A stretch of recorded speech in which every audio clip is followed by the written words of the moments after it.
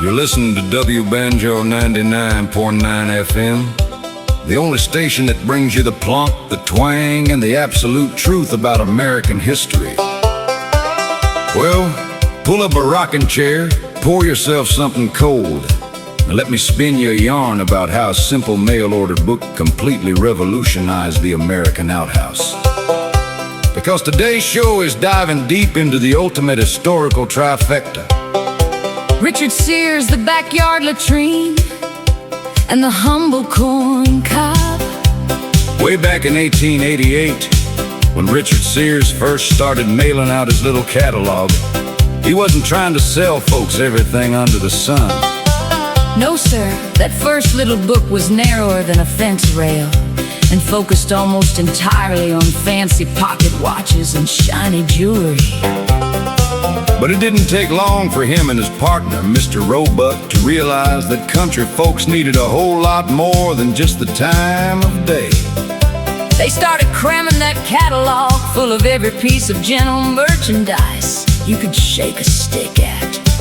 And right there in the middle of it all was the women's undergarments section. Now, you gotta understand, back in the late 1800s and early 1900s, seeing a woman's ankle in public was enough to make a deacon blush. So when that Sears catalog showed up on the porch, packed full of detailed illustrations of ladies' corsets, bloomers, and petticoats, it became an overnight sensation. For all the young country boys growing up on isolated farms, that catalog was the closest thing they'd ever seen to a glamorous magazine. It was a mighty big eye-opener, to say the least. In the early days, the catalog just used regular old ink drawings to show off the wares. But by the time the mid-1900s rolled around, technology had marched right along. Sears threw out the sketches and started hiring real-life glamorous fashion models to pose the cameras. Before you knew it, those pages weren't just showing underwear.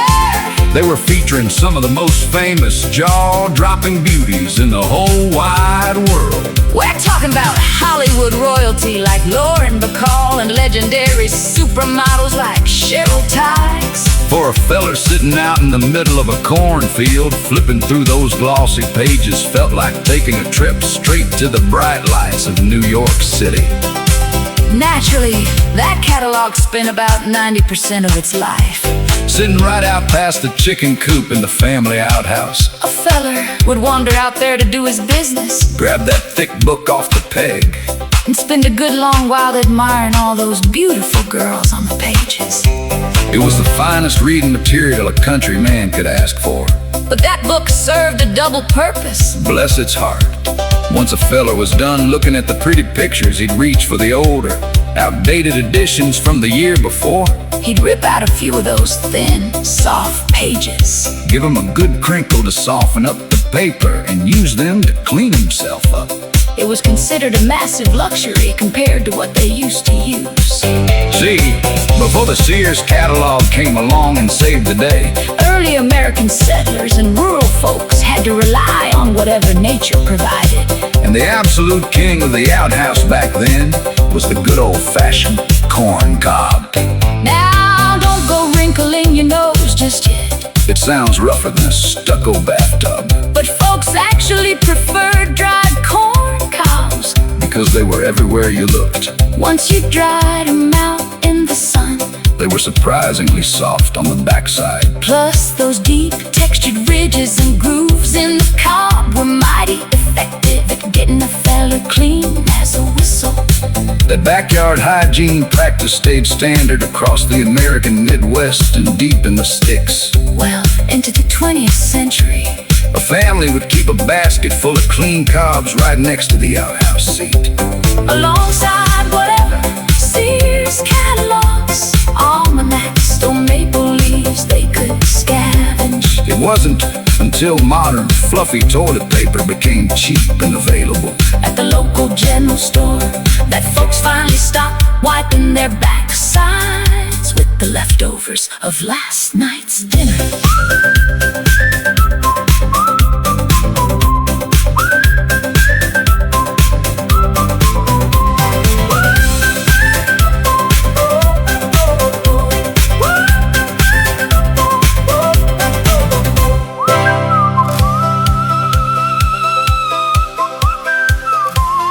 Way back in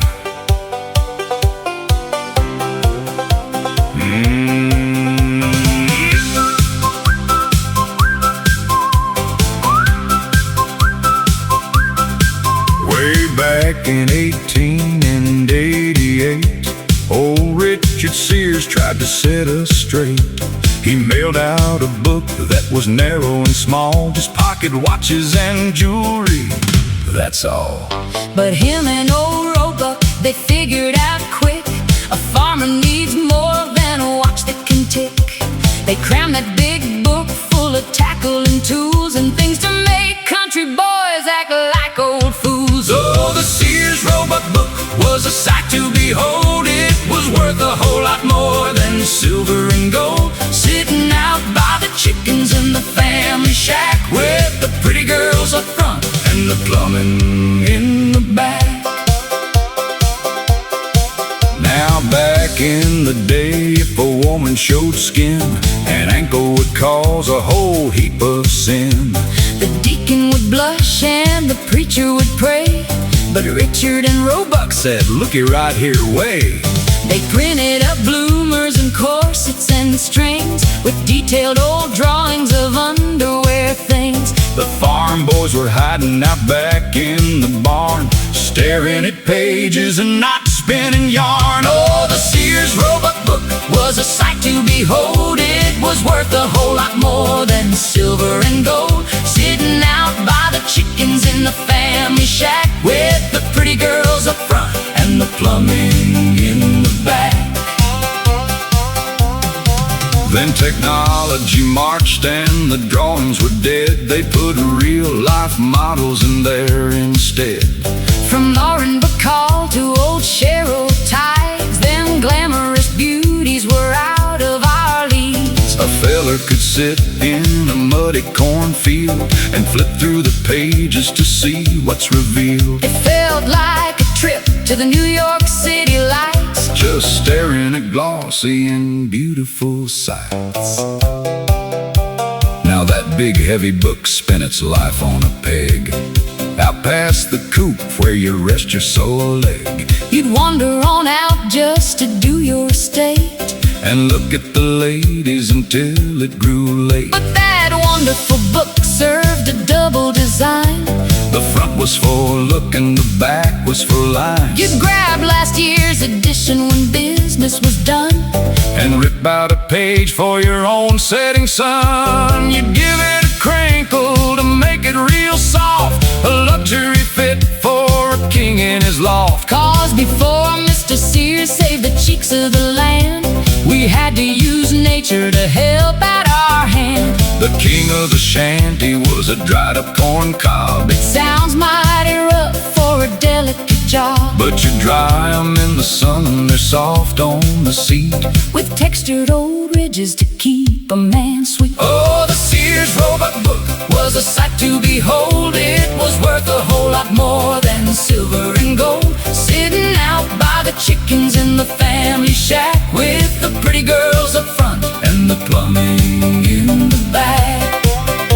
Yeah, we kept a big basket of Cobs on the floor, right next to the catalog from the year before, until fluffy white paper arrived at the store, and we quit wiping backs with the corn from the chore.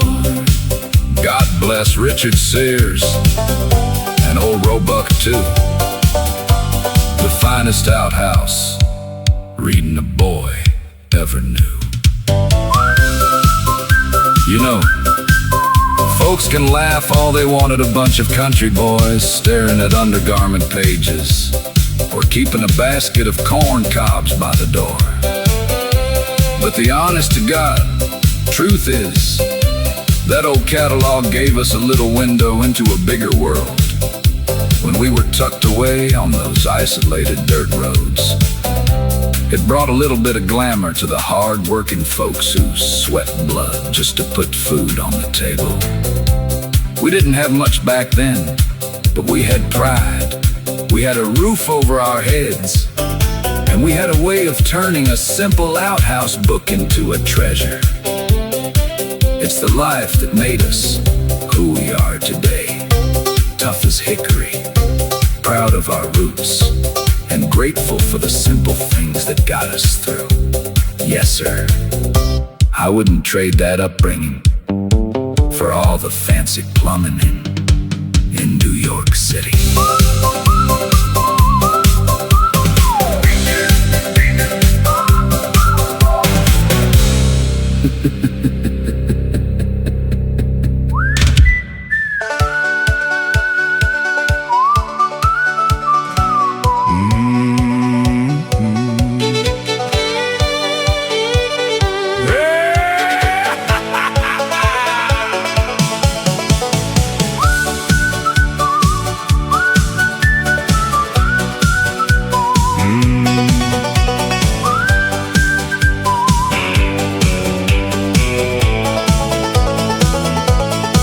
Down past the chicken coop, hidden in the weeds, stands a little wooden shack that meets my daily needs. It's got a crescent moon carved into the door, and a pile of old catalogs scattered on the floor. Oh, the hinges are rusty and the seat is mighty cold. It's a fragile piece of history, 100 years old.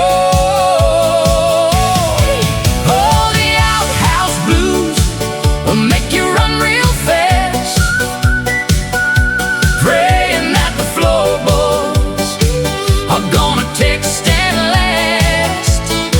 Keep an eye out for the spiders, Hold your breath tight, and don't you drop your flashlight in the middle of the night. In the middle of July, it'll take away your breath. the aroma in that hot box, Is a fate worse than death? but it's worse in January. When the north wind starts to blow, You gotta scrape a layer of frost and icicles off your toe. There ain't no charming ultra, no quilted two-ply tree, just a dried up corn cob to wipe upon the seat. oh, the outhouse blues will make you run real fast, praying that the floorboards are gonna take stand last. Keep an eye out for the spiders, Hold your breath tight, and don't you drop your flashlight in the middle of the night. Now Grandpa went down there just the other Friday night. He stayed too long, forgot his boots, and lost his appetite. A raccoon was a nesting right beneath the hole. Lord have mercy on his poor Traumatized soul. So if you come to visit, down on the county line, don't drink too much sweet tea or homemade copper when wine, nature comes a knocking. and you gotta make tracks. You'll be sprinting through the briars to that tilted wooden shack. Yeah, it's a long, dark walk. Watch out for the copperheads, and watch your step.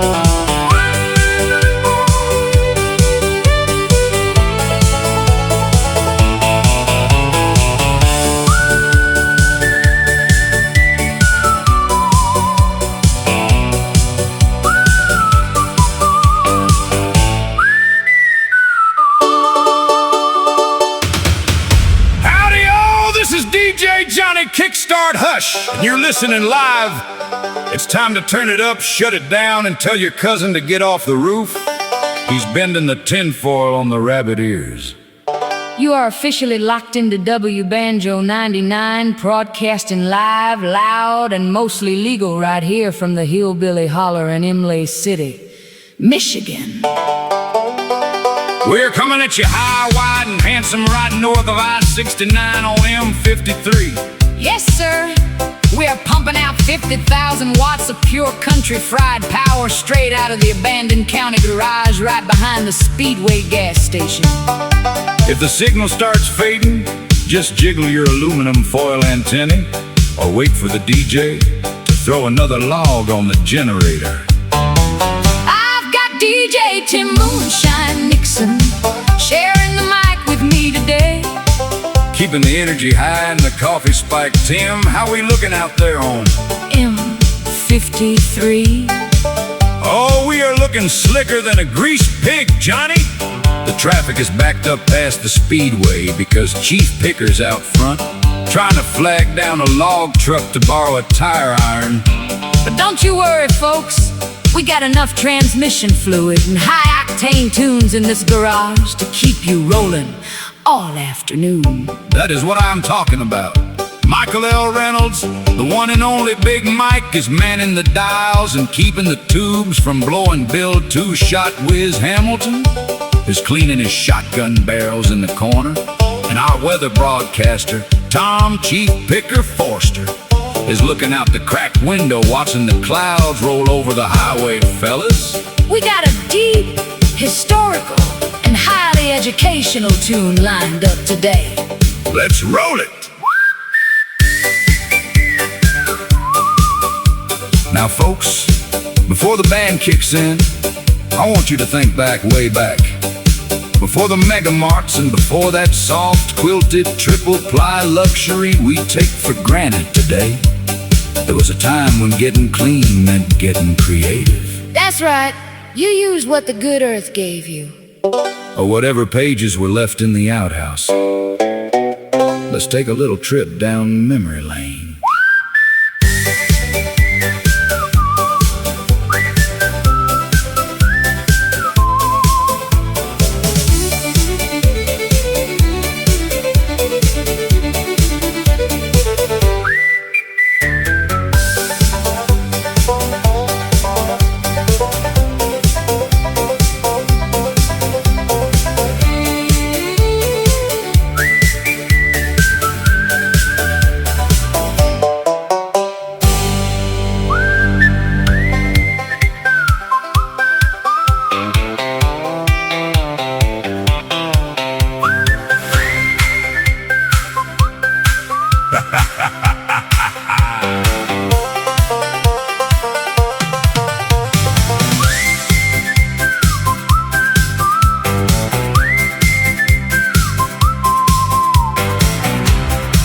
Toilet paper was a rich man's luxury. We had to look around for what was free. Abused weeds and leaves and a handful of grass, all kind of ways you can clean yourself, alas. The plumbing was a hole dug deep in the ground. You prayed there wasn't any raccoons around. And when the new Sears catalog came out, we was all glad. The best piece of paper that a country boy had. In the summertime when sweet corn was ripe, we'd save every cob for a different kind of wipe. yeah, we'd save every cob with a really good wipe. Toilet paper to us, something that the rich folks had. Now Big Mike remembers when the winter would howl. You couldn't be picky, You couldn't be foul. you'd grab an old newspaper, maybe a rag, Or the crinkly bottom of a brown paper bag. the Sears Winter Edition was a total godsend. Page 42 was a man's best friend. And when the new Sears catalog came out, we was all glad. The best piece of paper that a country boy had. In the summertime when sweet corn was ripe, We'd save every cob for a different kind of wipe. Yeah, we'd save every cob with a really good wipe. Toilet paper to us, Something that the rich folks had. That's right. Listen, you gotta be careful out there in the thicket. This is a public service announcement from the county garage. I'm gonna name some plants you don't want to use. Look them up. You won't be confused. Avoid the poison ivy, avoid the poison oak, and that's sumac too. And let me tell you, the one our buddy Burley hates is a horrible thing called stinging nettles. Oh, it really stings. it'll set your backside on fire, folks. It's like sitting on a hornet's nest. Just about anything else out there you can use, like weeds and leaves and a handful of grass. Back to the music, Big Mike! So listen to the warning of the botany blues. Pick the wrong leaf and you're gonna lose. Stick to the clover or a big old maple leaf. Save yourself a lifetime of backside grief. Old two-shot whiz used a pine cone once, And he ain't sat right for at least 6 months. Chief Picker's out back looking at the weather, Saying outhouse conditions are light as a feather. but if the Sears catalog runs out of pages, The screaming down here gonna last for ages. so fill up your buckets and harvest the crop. Cause the call of Mother Nature just never will stop. And when the new Sears catalog came out, we's all glad. The best piece of paper that a country boy had. In the Summertime, when sweet corn was ripe, we'd save every cob for a different kind of wipe. yeah, we'd save every cob with a really good wipe. Toilet paper to us, Something that the rich folks had. All kind of ways you can clean yourself, friends. Yes, sir. When that new Sears catalog came out, we's all glad. And in the summertime, when sweet corn was ripe, we'd save every cob with a really good wipe. toilet paper to us. Keep your leaves green, your corn cobs dry, and your catalogs glossy, Lapeer County. Big Mike, spin the next record before Chief Picker tells us there's a storm brewing. This is Wban 99.9 FM. Signing off until the next track.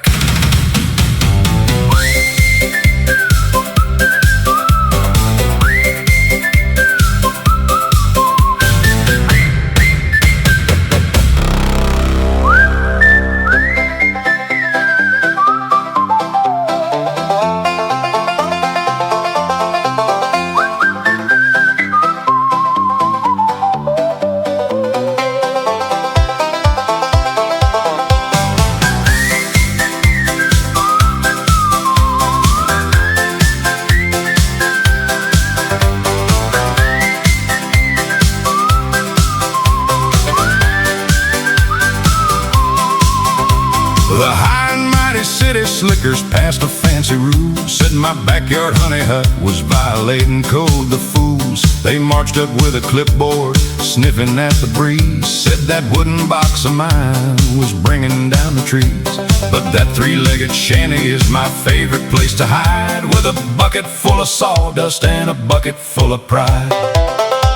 Don't you dare go dynamite my double-decker shack. Keep your government bulldozers off my cul-de-sac. It's a historical landmark made of rusted tin and pine, the finest stinking castle that a hillbilly can find. I remember running barefoot through the frozen chicken coop to dodge the local copperhead and do the midnight poop. I'd slam my heavy carcass on that frosty bitten seat with a pair of woolly tube socks warming up my feet. I'd flip through bait shop flyers just to find a brand new lure, while the neighbor's raccoon watched me through a hole in the floor. Don't you dare go dynamite my double-decker shack. Keep your government bulldozers off my cul-de-sac. It's a historic the finest stinking castle that a hillbilly can find.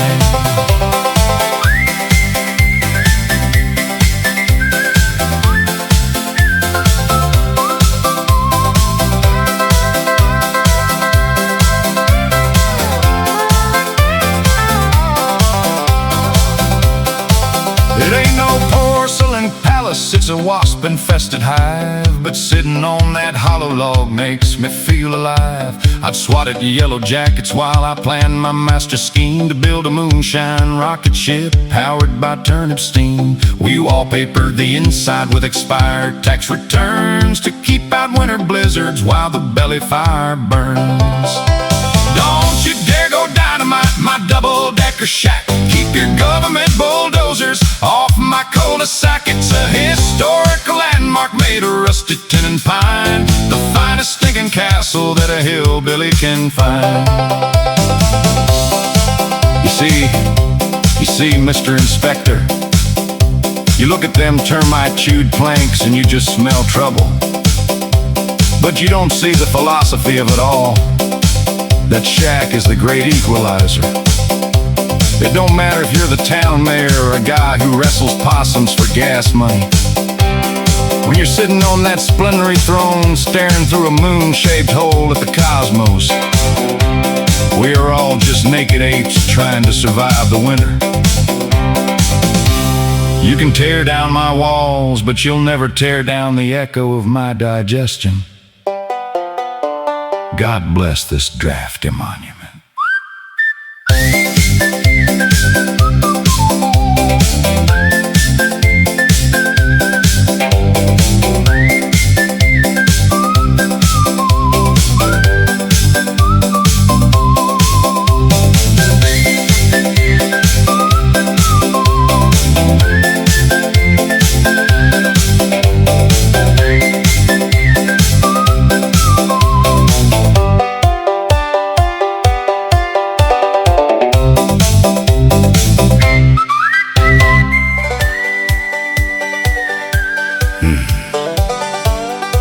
Well, the state men came with blueprints and a shiny pair of boots.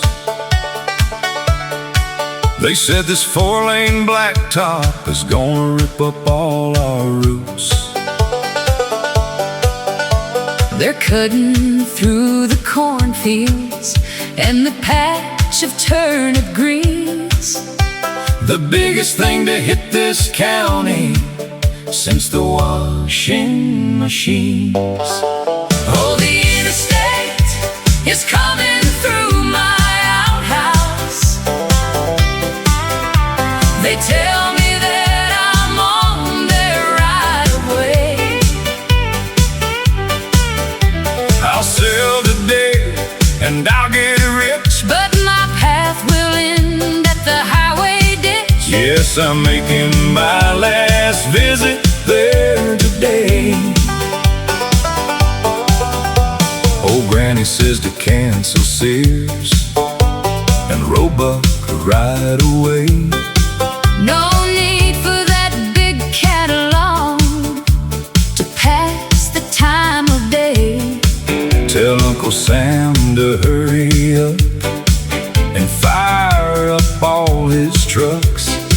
With all this progress coming, we'll be rolling in the bucks. We'll finally change the plumbing from the cedar to the chrome and shorten up the morning stroll.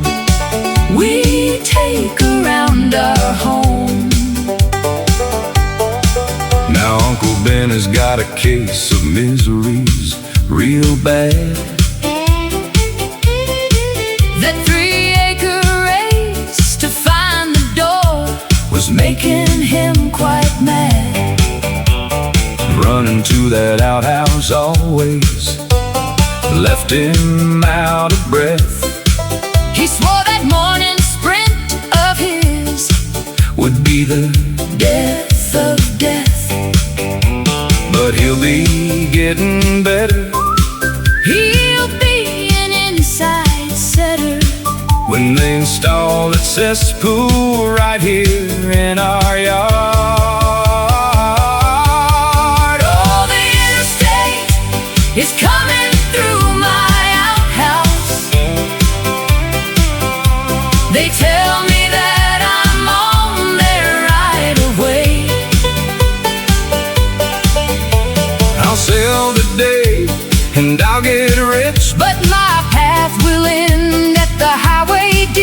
Yes, I'm making my last visit there today. 47 surveyors came and stood upon our hill. They brought a big steamroller and a massive yellow drill. They said the road was coming right through our way of life. It's gonna flatten my two-holer and upset my darling wife. They'll tear down every plank and board and pave it in a flash.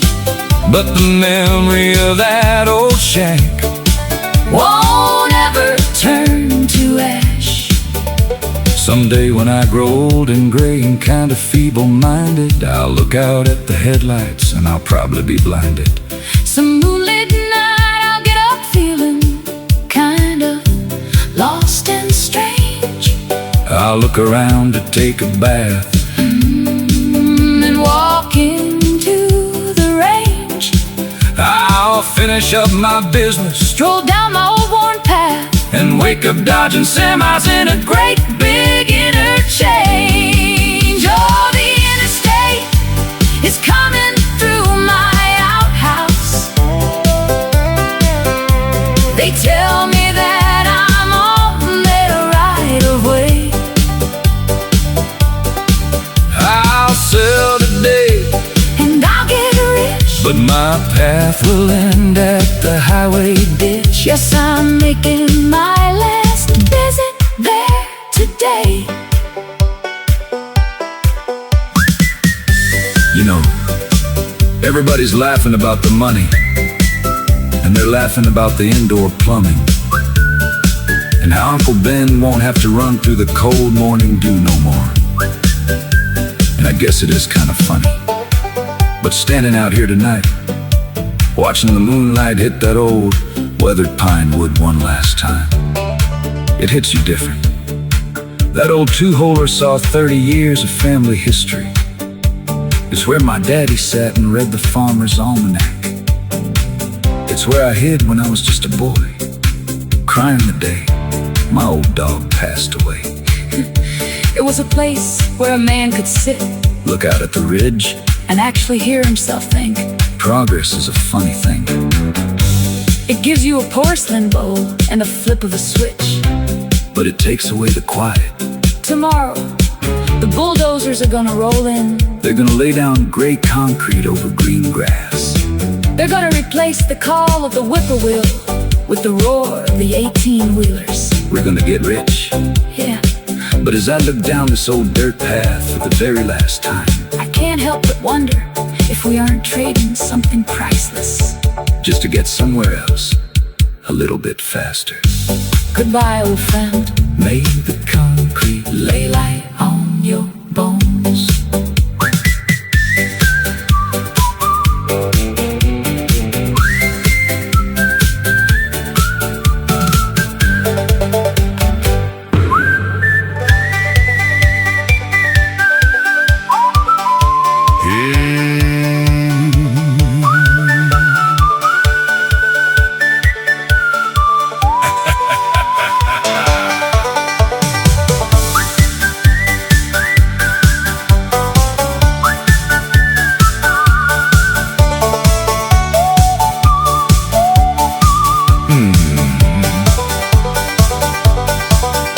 Ever since I got locked out of the county zoo,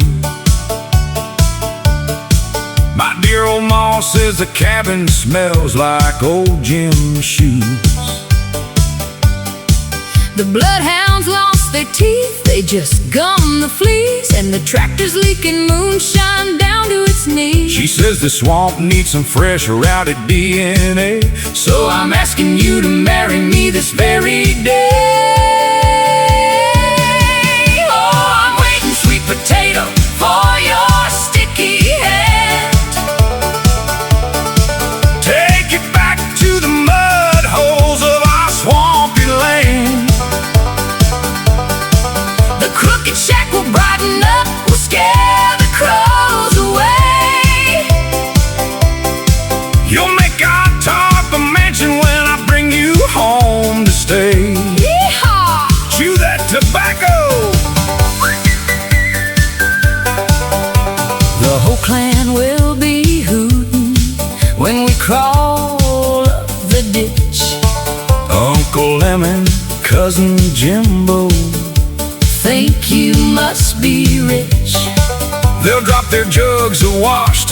your cross-eyed smile. Ain't none of us washed our overalls in quite a while. You fit right in with the family's bizarre pedigree, And you look just like my second cousin on boss side of the tree. Oh, I'm waiting, sweet potato, for your sticky hand.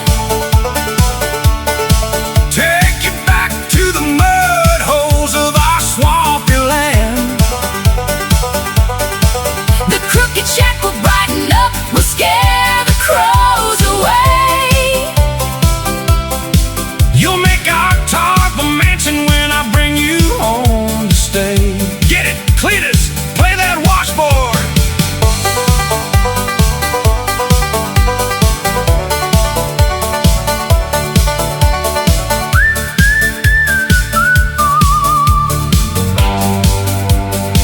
You'll squeeze right into the circle by the burning tire. We'll roast up some roadkill over the open fire. We'll be happier than a pig in a fresh mud hole, With no brains in our schools to worry. our sweet soul. Oh, I'm waiting, sweet potato, for your sticky head. Take it back to the mud holes of our swampy land. The crooked shack will brighten up, will scare the crows away. You'll make our top a mansion when I bring you home to stay.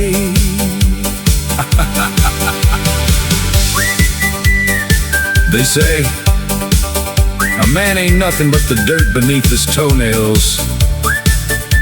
And right now, darling, my toes are filthy with the thought of you. When I look into your left eye, and then over at your right eye, I see a future filled with cardboard window panes, shared dental floss, and the sweet, sweet aroma of boiling cabbage.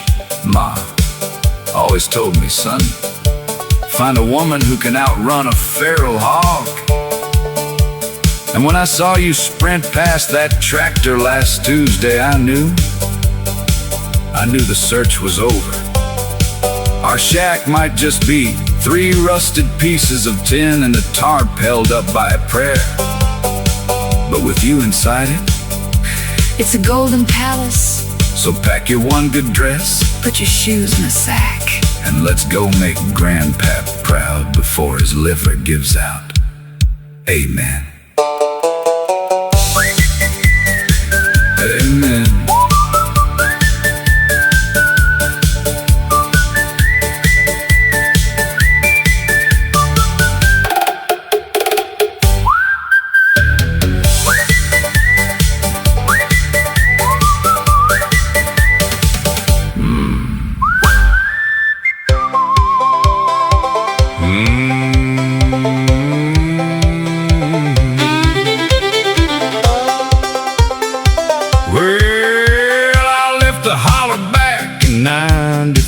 To find a job to keep my hound dog alive. Got hired making fancy mowers down in Tennessee.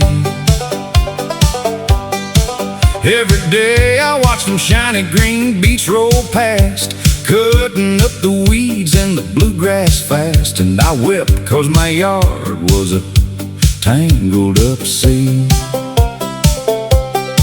So I hatched a plan beneath my camel ball cap that would put my cousin's rusty tractor on the map. I'd smuggle it out past the boss man's nap. Now getting caught meant a boot to the rear, but I figured I'd have it all built by next year. A zero-turn monster for my front yard trap. I'm stealing it one boat at a time, and it ain't gonna cost me a dime. You'll hear me coming when I rev through the mud. I'm gonna mow in pure class, sipping moonshine from a glass, Chasing chickens and a stirring up dust. So the next morning when the whistle blew, I brought a giant cooler and my brother-in-law Hugh. I left with a pocket full of carburetor valves. I ain't no criminal, I'm just cutting expenses, and John Deere ain't looking past their own fences, especially when I'm healing my wallet with saws. First week I grabbed me a leather seat cushion, then a steering wheel that required some pushing, then a massive blade deck in a cup holder chrome. The small stuff fit in my overalls deep like spark plugs and safety switches on the cheap. But the V8 engine we hauled in a broken down home. Well, the plan was smoother than store-bought butter, till we tried to assemble this grass-cutting cutter. Then realized the parts didn't match up worth a hoot. The chassis was a vintage 1984, but the engine was a 2020 turbo or more, and the mounting brackets didn't line up to boot. So we beat it with a hammer till the metal bent right, and wired up the starter to a Christmas light. We got that sucker purring like a cougar in a cage. Now the steering levers were a total disaster. One made it stop and the other went faster, and it smoked so bad it put the neighborhood in a rage. The back tires were mismatched, one small and one wide. The whole dang contraption listed hard to the side, and we only had one headlight stuck on the hitch.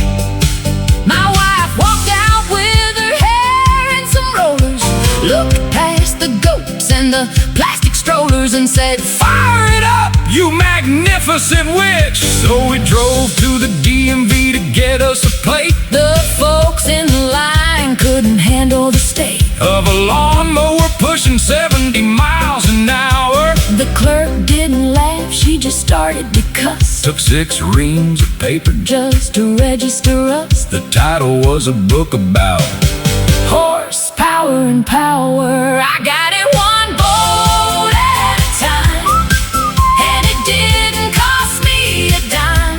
You'll hear me coming when I rev through the mud. I'm gonna mow in pure class, sipping moonshine from a glass, chasing chickens and stirring up dust. Hey there, Billy Bob, you copy me on this walkie-talkie. This is Mule Face over here on the bypass riding a Franken tractor. Come back. What's that? No, sir. I didn't buy this at the Tractor Supply. I called it Factory Direct. Bypass the register style. Much easier on the alimony payments. What year is it? Well, it's an 84, 85, 86, 88 body with a 92 deck.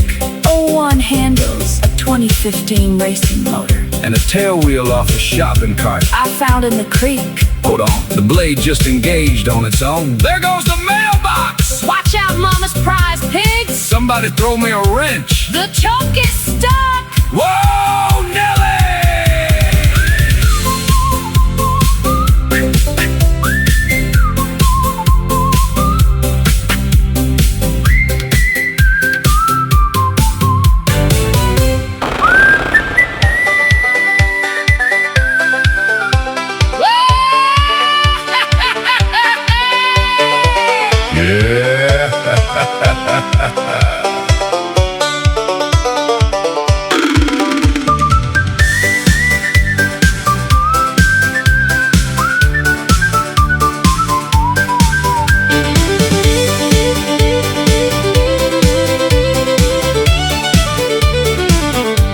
Lord, I wanna step my boots out on the grass,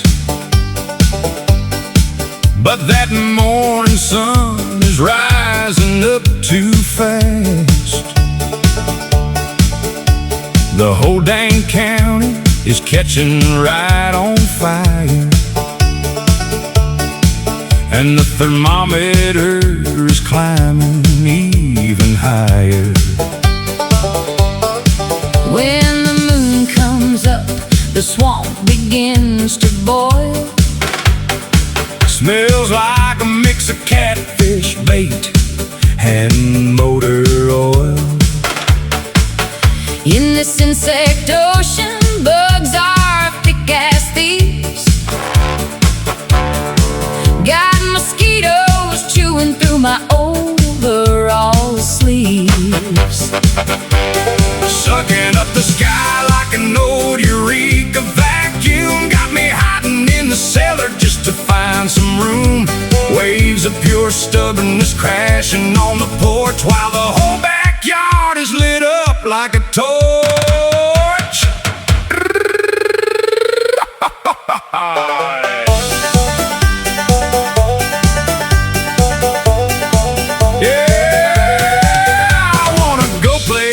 Shoes in the dirt, but this heat wave's burning through my flannel shirt. Fires in the ditch bank, fires in the shed, got me sweating buckets right inside my head. When the nighttime falls, the toxic creek overflows. Smells so bad it turns around my tractor's nose. In this insect ocean, June bugs fly in swarms, chunky little critters causing global storms. Sucking up the sky, can't see the barn at all. Got me bouncing like a pinball off the kitchen wall. Madness on the porch, discontentment in the yard. Living in the shack is getting mighty hard.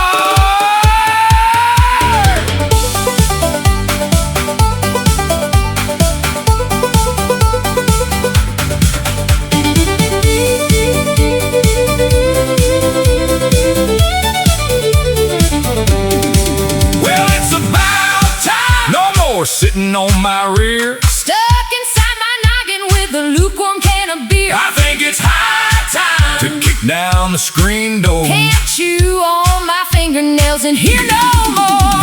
It's about time, no more waiting on the rain. Stuck inside my cabin going legally insane. I think it's high time to face them giant gnats, even if they're bigger than the neighbor's barn cat. It's about time, no more hiding from the smoke. This whole dang quarantine is a cruel country joke. I think it's high time to breathe that heavy air, even if it singes all my belly hair. It's about time. Get out. No more waiting. Get out. In my head. Get out. I think it's time. Get out. Can't wait no more. Get out. Inside my head.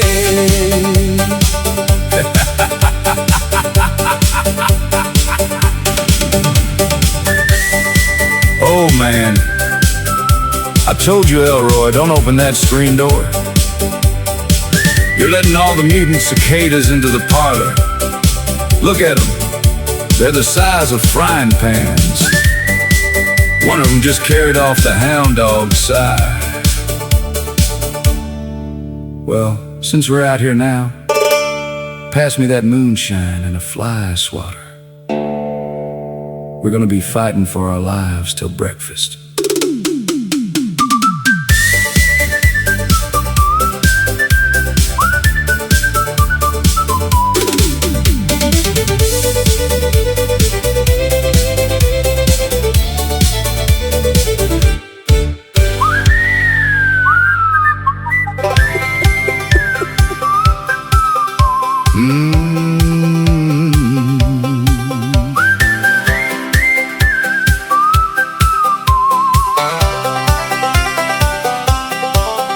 In the year of our Lord 1908, we rode out of the muddy creek bog. We were hauling a load of expired bait and a barrel of pure corn dog. We'd a beat up old truck held together by luck, an engine that coughed like a mule. She had missing tail lights and some rusted outsides, and they called her the possum's tool. There was Toothless McGee from the high climbing tree. There was Billy from Cumberland Gap. There was Lazy Eye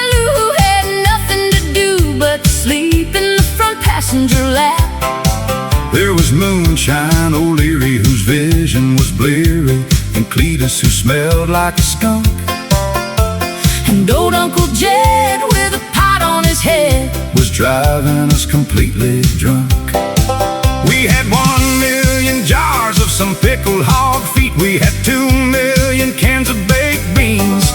We had 3,000,000 possums asleep in the seat in the nastiest overalls you've seen. We had 4,000,000 ticks and 5,000,000 bricks and 6,000,000 copperhead snakes. We had 7 long miles of fried catfish piles and a trunk full of grandma's fruit cakes.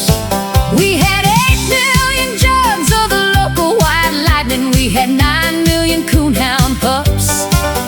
The smell in that cab was incredibly frightening. We were drinking from styrofoam cups. We had 10,000,000 fleas and a wheelbarrow of cheese and 11 dead raccoons in the back. We were bouncing along to a banjo song on a terribly broken down track.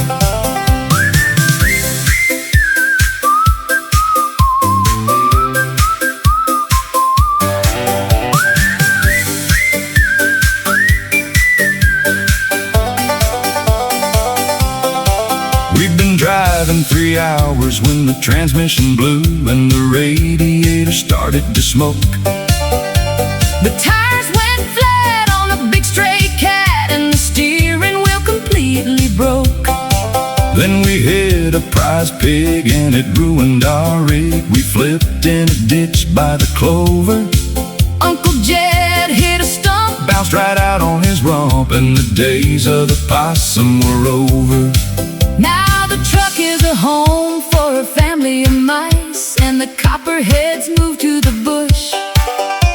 The catfish got eaten by maggots and flies, and the fruit cake turned into green mush.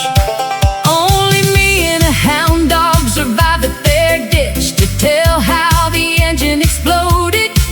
If you see Uncle Jed, tell him outrun the feds, 'cause that truck was illegally loaded. Yep, that's exactly how it happened, officer. Now, I know what you're thinking. You're thinking, how'd 20,000,000 copperheads fit in the back of a 92 Ford Ranger? Well, you see, you gotta stack them like firewood.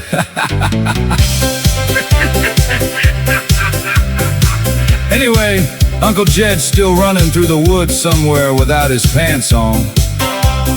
If you find him, don't shine your flashlight directly in his eyes. He bites. And hey, if you smell burning catfish and sour mash down by Route 4, no, you didn't go on home now. Get!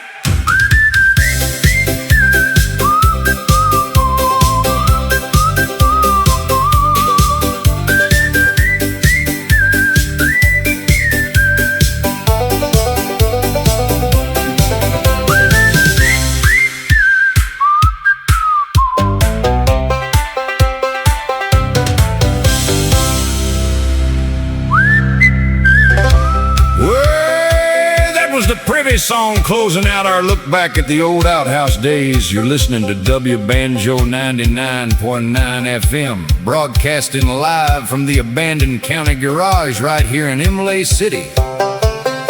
I'm DJ Johnny Straight Pipe Hush, alongside DJ Tim Moonshine Nixon, and it is time to figure out if we need to put the tarp over the tractor.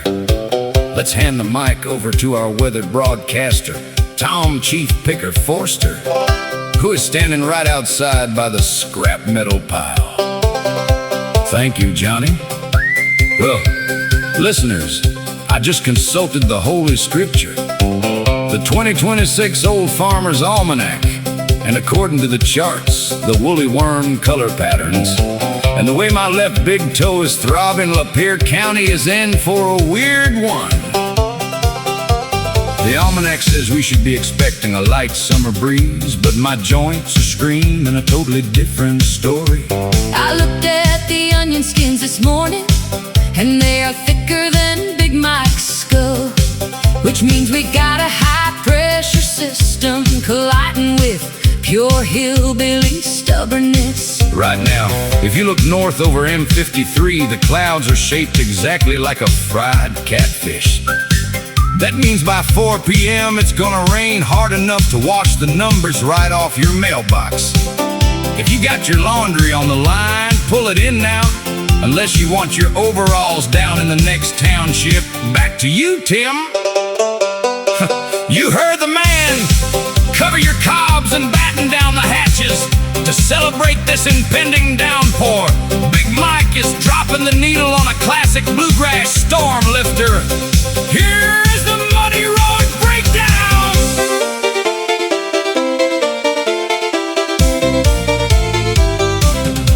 Well, the almanac predicted just a gentle summer breeze, but the sweat is pooling heavy in the wrinkles of my knees.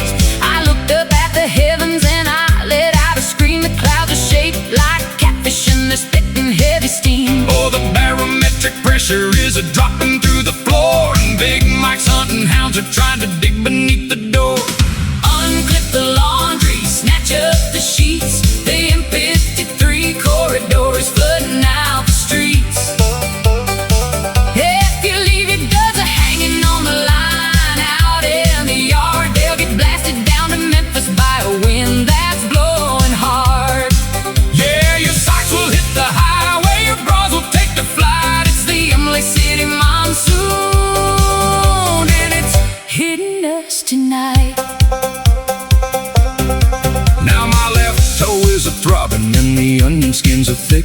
This high-pressure collision is a nasty kind of trick. The rain is coming down so hard it's bouncing off the dirt. It washed the rusted numbers right off Billy's flannel shirt. The pigs are swimming laps and the tractor's floating loose, and a stray bolt of lightning just barbecued a goose. Unclip the laundry, snatch up the sheets. The M53 corridor is flooding out the streets. If you leave your duds hanging on the line out in the yard, they'll get blasted down to Memphis by a wind that's blowing hard. Yeah, your underpants are sailing past the county line by 3. God bless the flying laundry here in Lapeer County.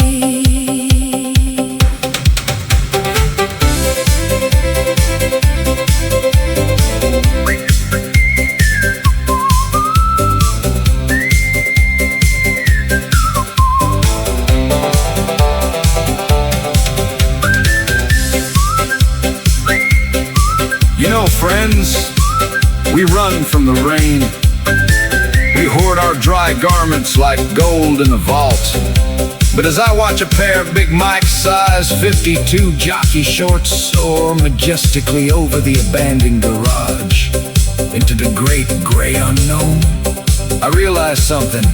We are all just underwear, hanging on the clothesline of life, caught in a tempest we cannot control, stripped of our dignity, waiting to be blown into the next township, hoping someone, somewhere, will find us in a ditch and fold us.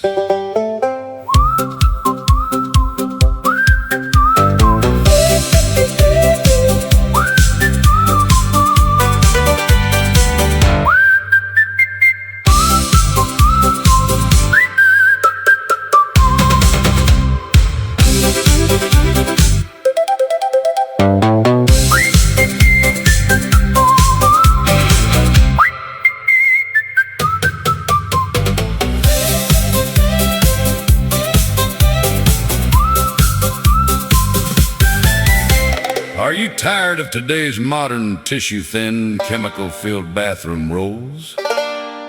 Do you miss the rustic reliability of yesteryear? Introducing the Heritage Harvest White Cob! That's right, folks!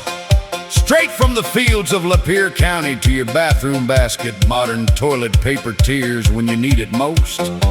But the Heritage Harvest White Cob offers 100% organic, slip-free, heavy-duty gripping surface that has stood the test of time since the pioneers. Each Each cob is sun-bleached, hand-selected by Chief Picker himself, and guaranteed to be 100% nettle-free. Why buy a roll that lasts a day when a single cob can sit in your outhouse all winter? Look for the burlap sack behind the Speedway gas station on M53 Heritage Harvest cobs. Because true comfort is shaped like a vegetable.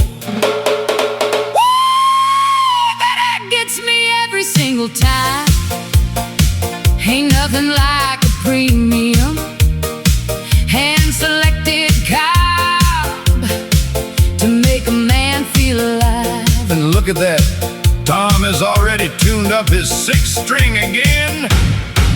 Take it away, Chief Picker!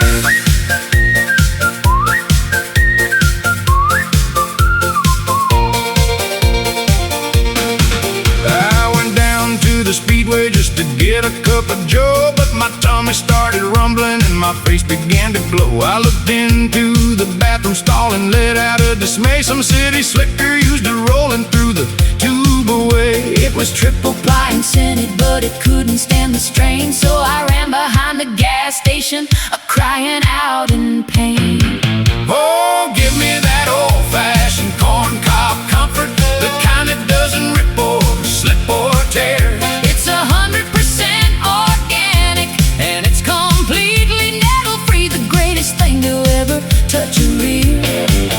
You can keep your Charmin Ultra, you can keep your modern trash. Give me Heritage Harvest cobs to soothe my Lapeer rash. Now Big Mike brought a burlap sack of premium bleach white. He keeps them in a basket by the Porcelain Delight. Old Billy tried to flush one down and blew the plumbing high. Now there's water on the ceiling and a teardrop in his eye. But if you got an outhouse where the winter wind is bold, that heavy-duty ribbing is worth more than yellow gold. Oh, give me that old-fashioned corn cob comfort, the kind that doesn't rip or slip or tear. It's 100% organic, and it's completely nettle-free, the greatest thing you ever touch a reel. You can keep your Charmin Ultra, you can keep your modern trash. Give me Heritage Harvest cobs to soothe my Lapeer rash.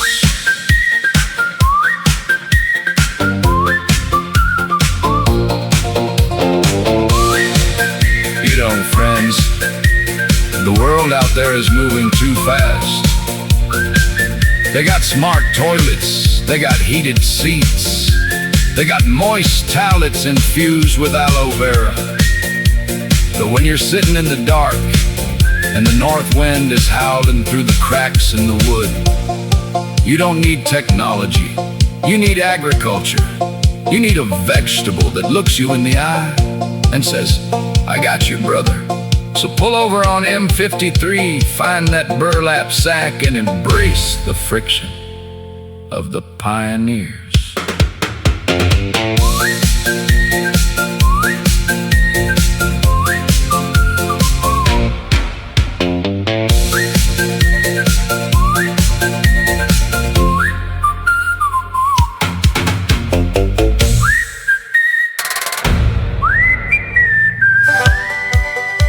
You know, folks, life is like a long, winding dirt road. It's paved with memories, shaded by the oaks of time. And sometimes, if you look deep enough into the soul of tomorrow, you realize that the greatest truths in this universe aren't found in books. They're found in the quiet, empty spaces between our thoughts, and in the back of a rusted-out flatbed.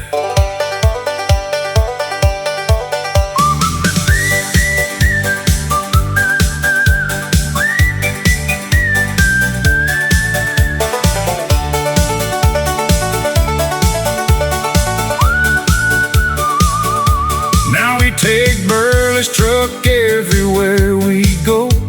And I remember back last fall, we went Christmas shopping at the local mall. When we come out, we couldn't find his truck. We was there at a closing time. For 6 hours we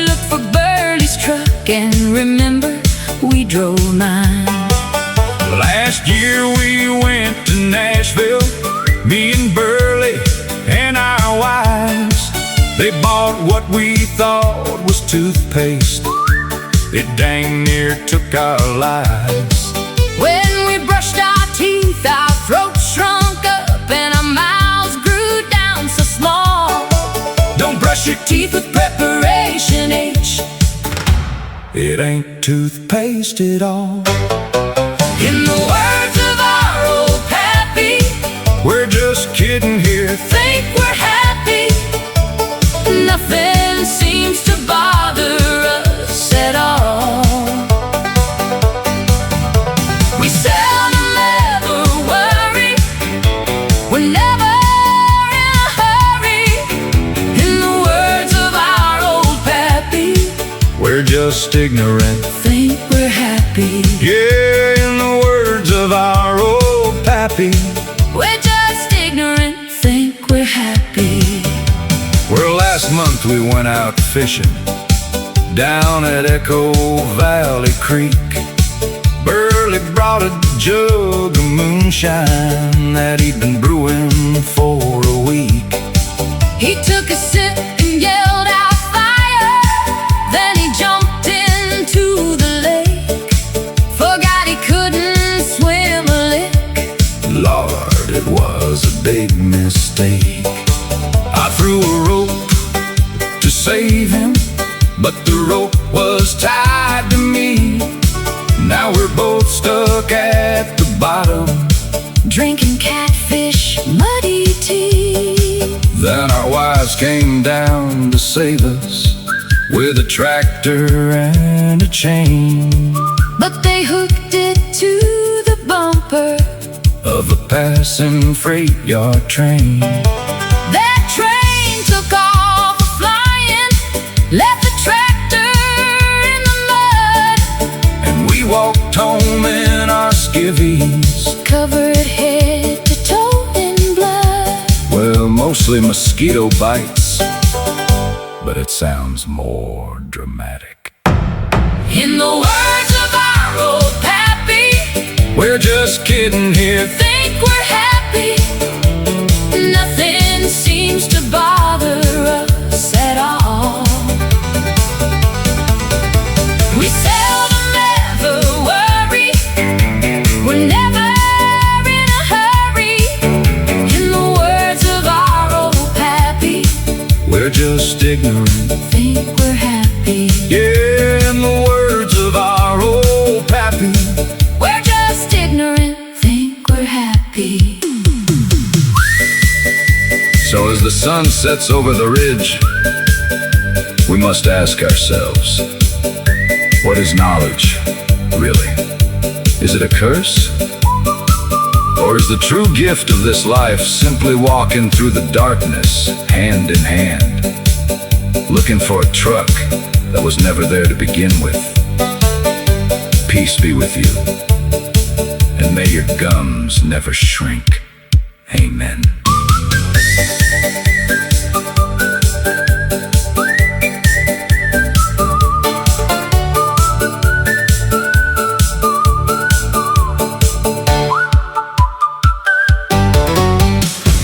Life is a mysterious river. It flows through the valleys of our souls, twisting and turning when we least expect it. Sometimes the universe speaks to us not in the thunder and not in the wind, but in the quiet, terrifying moments of a Sunday afternoon nap. We think we are safe in the shade. We think we have it all figured out. But destiny is a sharp and jagged thing, waiting to be swallowed whole.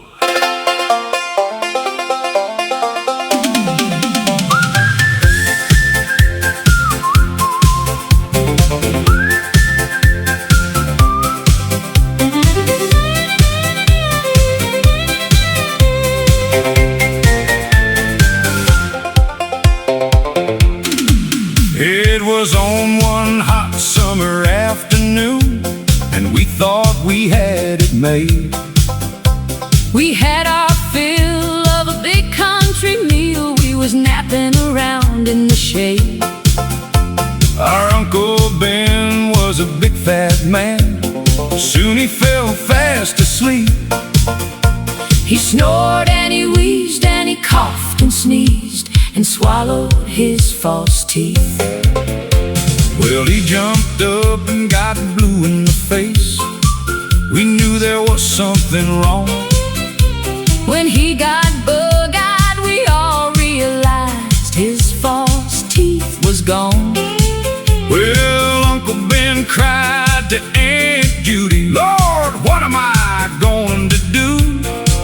I'm going to starve to death because I'm afraid to eat. And if I could, well, I couldn't even chew. Doc said it was a sticky situation. Didn't want to do an operation. Said it could turn into constipation, complication, no doubt. So he gave him a laxative to take, big old pills for pains and aches. Didn't know how long it'd take till they chewed their way out. No, they're gonna have to cut me open. Take me to old Doc Glass. And you ought to hurt him harder when you charge him $20. Just have to let him pass. Uncle Ben was ashamed to smile without his teeth. A little embarrassed, no doubt. He kept asking Aunt Judy what the doctor meant. When he said they'd have to chew the way out. Didn't go to church with Aunt Judy very much, but now he felt like he needed to pray. So he got on his knees and asked the good Lord, please let there be another way. Next morning, we thought we heard a wildcat scream, but it was Uncle Ben. He broke and run to the outhouse crying, Lord, I'm dying again. And Judy went to check on him when he'd been gone for the longest while. When the door flew open, he said, fix me some breakfast. And he wore a big old smile. Just a little bitty prayer from Uncle Ben. Things worked out in the end.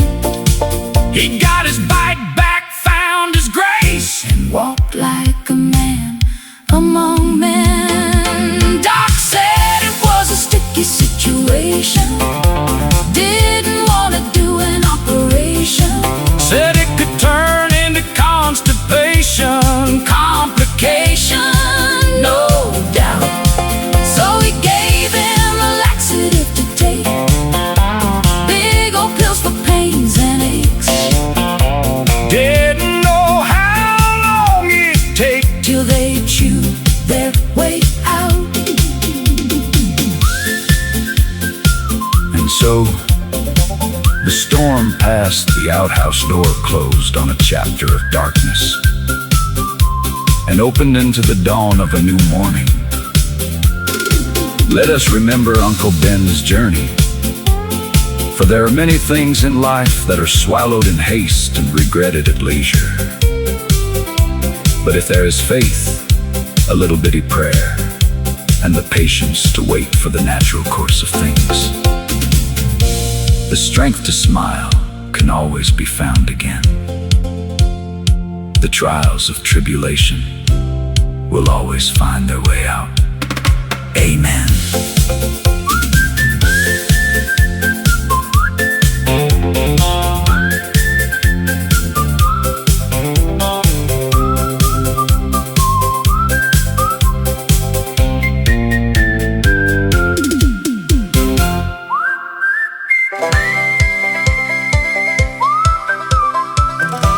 You know, they say memories are like the dust on a country road.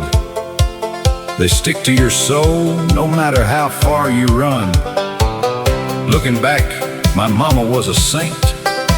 She'd rise before the sun just to make sure her babies were clean for the world. It was a simpler time, a pure time, a time of absolute, public, galvanized terror.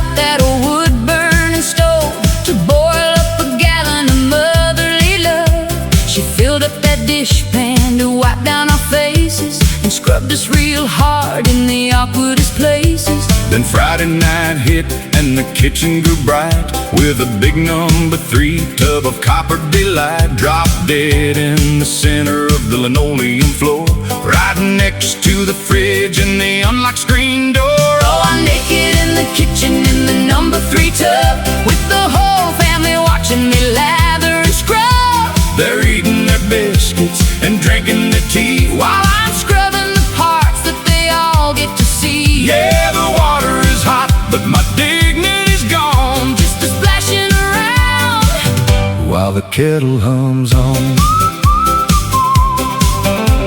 My brother was laughing, my uncle was staring, my sister was judging the skin I was wearing. I screamed, "Turn around, y'all, or look at the ceiling," expressing the deep naked trauma I'm feeling.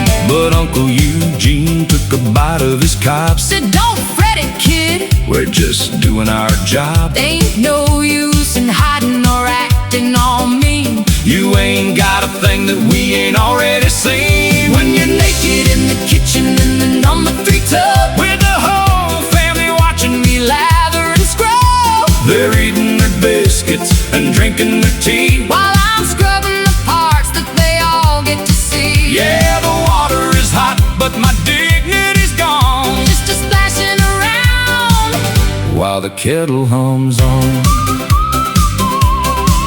Well, I yelled at the kitchen, I yelled at the room, while Mama came at me to sweep with the broom. I said, "Listen here, folks, I don't care what you've seen. I don't care if you think that my hide's pure and clean. It might not be much, and it might not be grand, but it's my little package. You understand?"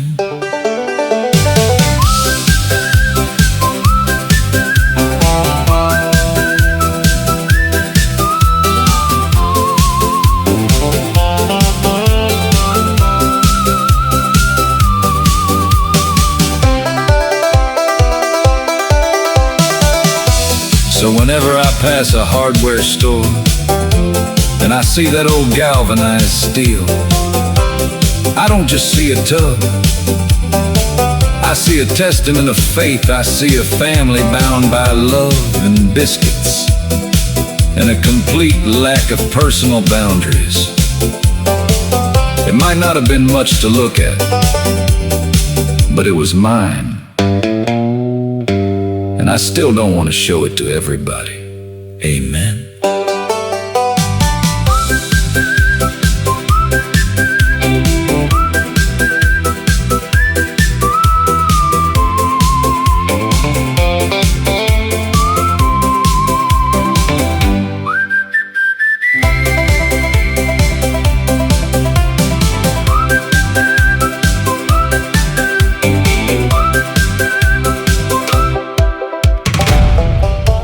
You know, a lot of folks look at the river and just see water, but they're missing the gospel written in the mud.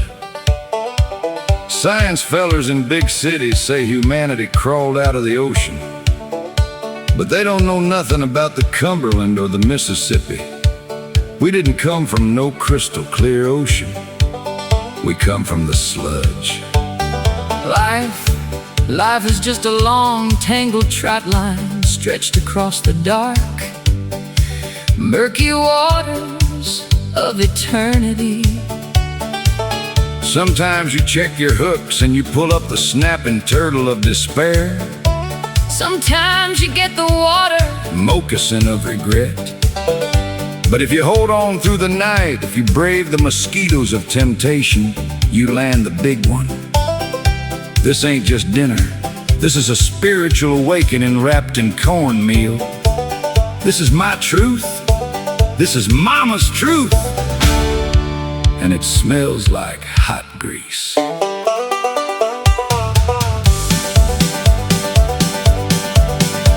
Old Uncle Billy eats the legs off a toad. Cousin Jim dines on a skunk on the road. Old Auntie Brenda likes the tail of a beaver. She cooks it up high in a golden retriever. Some folks get it for a slice of deer ham and fill up their bellies with a canned up Spam. They're chasing down rabbits, they're chewing on ears. They've been eating that roadkill for 45 years. But some people like turtle, frog legs, and a rabbit. Yeah, venison steak is a hell of a habit. They love a country ham fried up in a pan. But me and my mama got a different plan. We like flathead catfish, ugly and fat. Mama whisks up the batter, I grab the hairnet. Eat them every single solitary chance that we can. Yeah, that's the life of a river man. Now a flathead catfish ain't a looker, it's true. It looks like an old boot that's been soaked in some glue. It's got whiskers like grandpa and Eyes full of mud. we wrestle them suckers right out of the flood. We don't use no rods and we don't use no string. We shove our bare arms in their mouths for the sting. The neighbors eat pheasant They think they are rich. while me and my mom are knee deep in a ditch. Cause some people like turtle, frog legs, and a rabbit. Yeah, venison steak is a hell of a habit. they love a country ham fried up in a pan. But me and my mama got a different plan. We like flathead catfish, ugly and fat. Pulling hooks out of fingers, we're used to all that. Eat them every single solitary chance that we can. Yeah, that's the life of a river man. We put 'em in the bathtub to wash off the slime. But the copperheads bit them at least half the time. The bathroom is flooded, The floorboards are wet. but mama's still standing with a Big fishing net.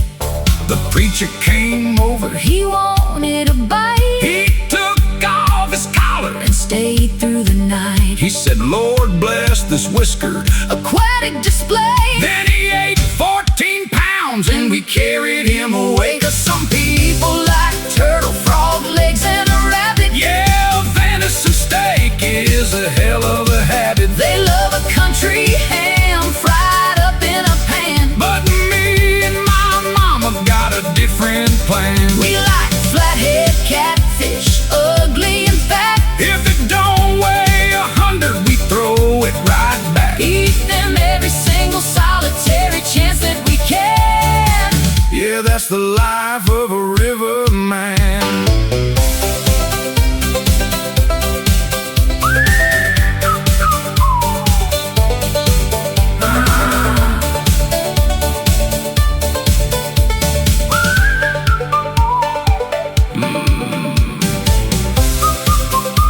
So, let the world have their fancy yardbirds. Let them have their store-bought, plastic-wrapped pork chops. They don't know the intimacy of the river bottoms. They don't know what it means to look into the yellow, unblinking eyes of a bottom feeder and see your own soul looking back. When my time on this earth is done, when the great game warden in the sky checks my license for the very last time and says, Son, your limit is reached. I don't want no fancy casket. Just roll my cold body in some yellow cornmeal. Deep fry my spirit in the golden, bubbling oil of forgiveness. Lay me down in the mud, right beside my sweet mama. Put aside a hush puppies in my hands instead of lilies. And let the river tide Carry us both away into the great murky beyond. Amen. Pass the hot sauce, mama.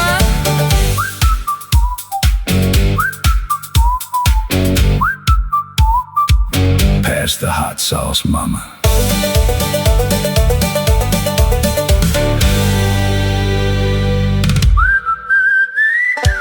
You know, life is like a fast-moving stream, and we are but twigs floating toward the great unknown ocean.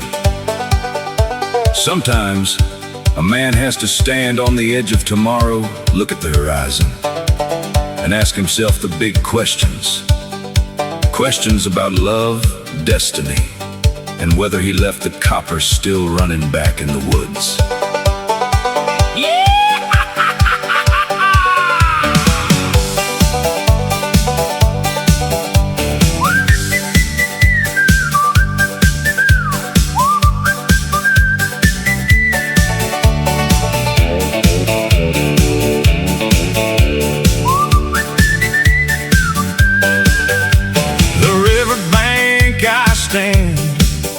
With the cane boom in my hand, I'm wearing overalls with just one strap. My cousin wife named Sue gave me a big tattoo of a possum eating leftover scrap. Walks the freight train up Against the sky, tried to jump aboard, but jumped too high. I face planted in a pile of cow dung. Bit clean through my only remaining tongue, but the whistles don't sound again.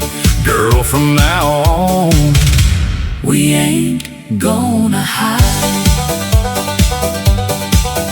with a black boat trailing back, it moved along the track. My hound dog chased it till his paws got sore. He ran so fast and hard Right through the neighbor's yard, and stole a slab of bacon. from the store. Walks the freight train up against the sky with a jar of moonshine Making me go blind. that rode across the green field, trestle high. I think a massive skeeter Bit my thigh, but the whistles don't sound again. Girl, from now on, We ain't gonna hide. we ain't hiding in the outhouse no more. Billy Sue, The sheriff found the copper pipes. we stole from the school. Now we're running through the briars, losing both our shoes. Singing them deep fried Banjo picking blues. So, as the sun sets over the junkyard, we realize that love isn't about the teeth you have on the inside. It's about the love you share on the outside. No matter how many raccoons nest in our engine block, we have each other. And that, my sweet sugar plum, is the highest trestle of all. Amen.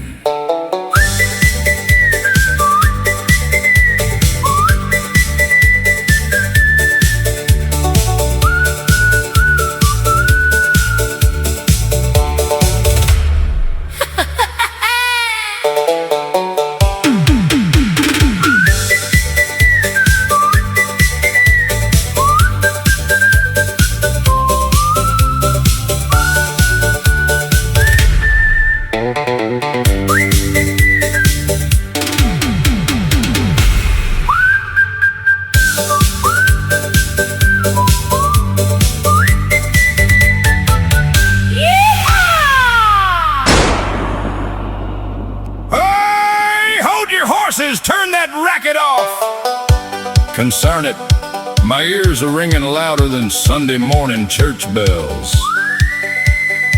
Holy Mother of Moses, Bill! What in the name of Sam Hill did you just do? You nearly parted my hair with lead. Oh man, Johnny, I swear on my prize-winning hog it was an accident. I was just wiping down the excess WD-40 on the receiver of this old 12 gauge, and the dadgum hair trigger caught right on the rusty zipper of my hunting vest. I didn't mean to unleash a two-piece load of double-aught buck into the acoustic tile. Lord have mercy, Bill. You blasted a hole cleaner sooner than a whistle right through the tin roof of the county garage. I can see the rain clouds through the ceiling now. You almost took off Chief Picker's weather vane, and I think you vaporized Earl's leftover ham sandwich on the shelf upstairs. Well, now hold on, look at the bright side, Timmy. It's much better ventilation in here now. That bootleg moonshine coffee you brewed up was starting to smell a bit like a wet raccoon anyway. My bad, fellas. No harm, no foul. Just sweep up them pellets and carry on. Carry on? Bill, there is a literal pigeon falling through the roof right now. Don't you dare touch that trigger again, or I'm confiscating your ammo until hunting season.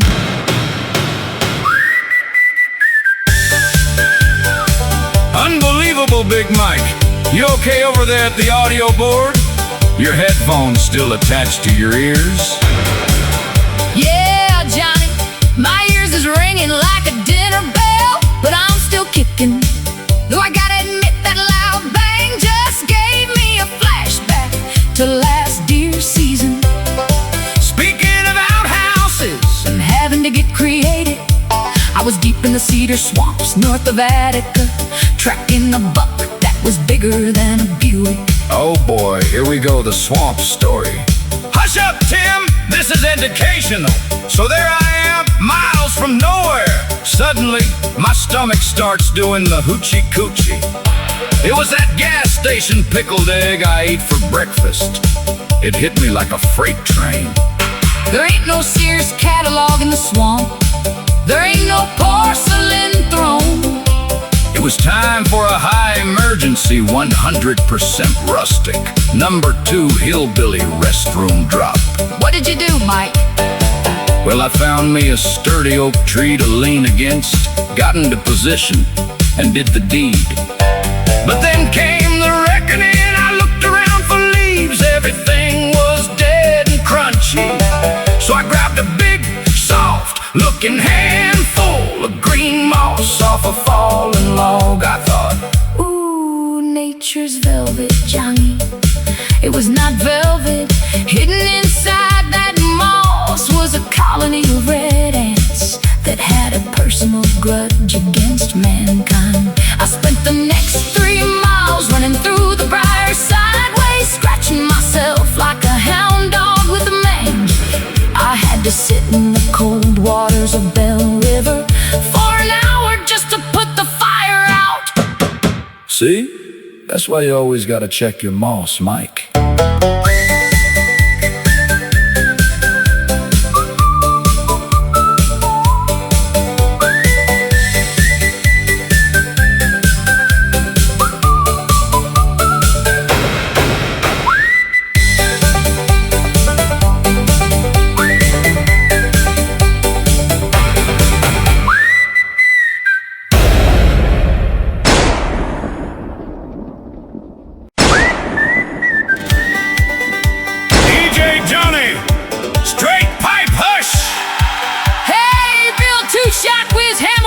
What kind of backwoods triple distilled shenanigans are you pulling right now?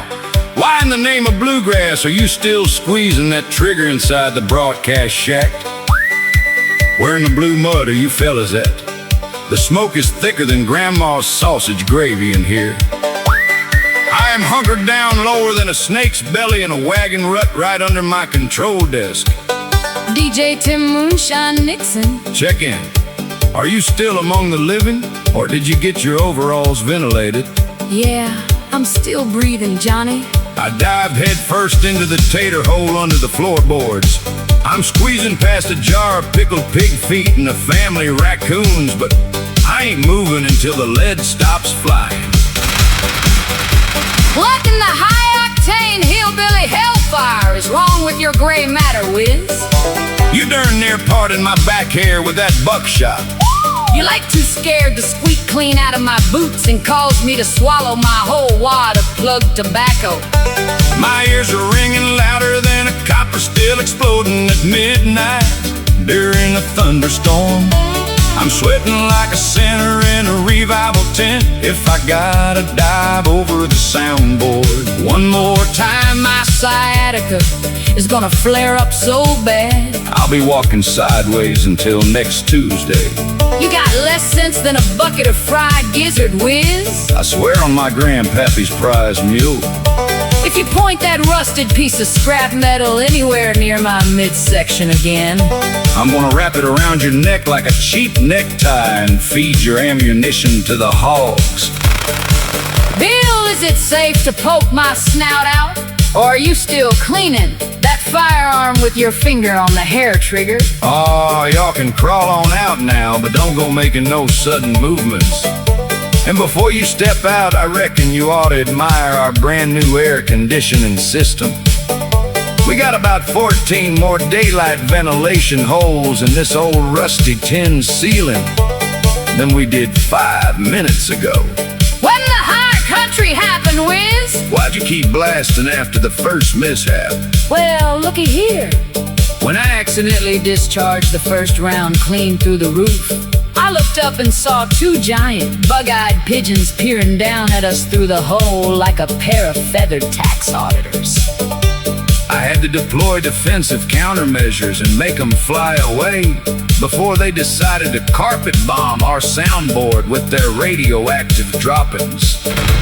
I was protecting the equipment. That does it! That is absolutely it! Cut the mics! Drop the faders! Somebody throw a tarp over Bill before he reloads. My ticker is thumping against my ribs like a trapped bullfrog in a tin tackle box. And my nerves are fried crisper than a pork rind in an iron skillet. Tim, if you're still alive down in that tater hole, reach your hand out and smash that big red button to take us into a commercial music strip right this second. I mean right now, before the roof collapses or Wiz mistakes my left earlobe for another pigeon. I swear all that is holy and fried. I need a triple-digit blue flame 140 proof shot of Grandpappy's copper clear moonshine to make me come down off the ceiling. Or I'm gonna jump clean out of my overalls and run naked through the briar patch. We are taking a break to let the gunpowder smoke clear out of the broadcast shack and let Big Mike untie his sciatica. Hold on to your hats, because we're throwing it over to a word from Uncle Earl's Bait Taxidermy and Deep Fried Onion Ring Emporium. If we ain't been blown to smithereens by the time the banjo music stops, we'll crawl out from under these plywood desks, dust the drywall out of our hair, and try to play you that new jug band tune about the raccoon that ran off with Uncle Billy's false teeth. Assuming Bill over there don't mistake the washboard player for a rabid groundhog. Hit the music, Tim! Hit it before I have a stroke live on the airwaves!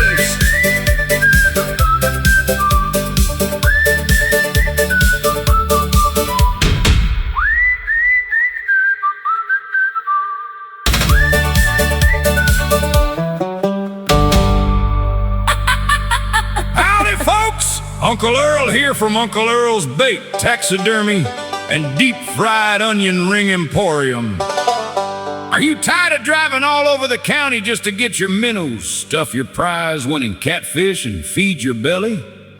Why make 3 stops when you can do it all under one rusted tin roof right down here by the swamp in Lapeer State Game Area?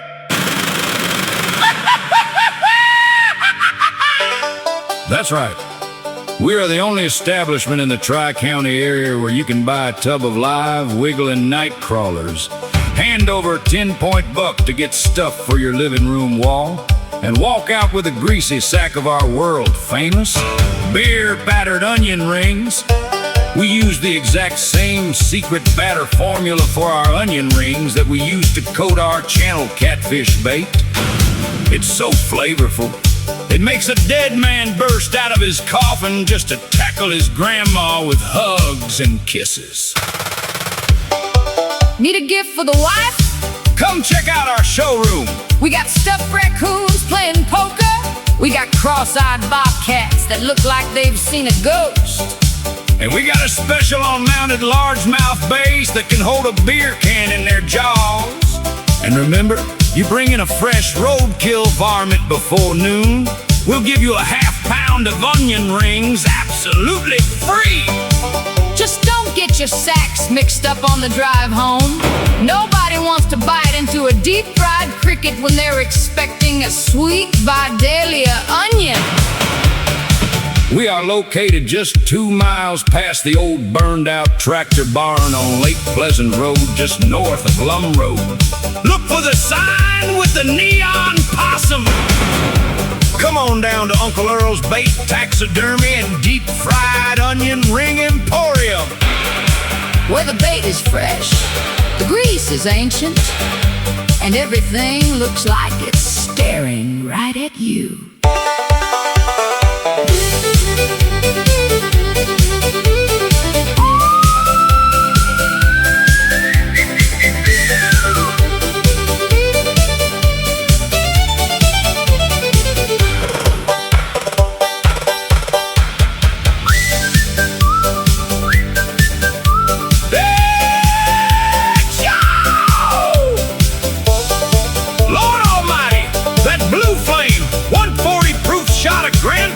Copper clear moonshine burns worse than a radiator leak on an uphill haul.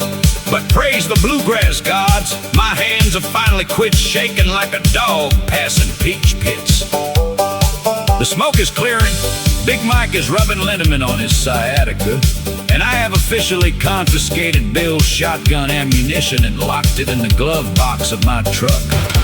We are safe, folks. For now. I'm back topside, Johnny.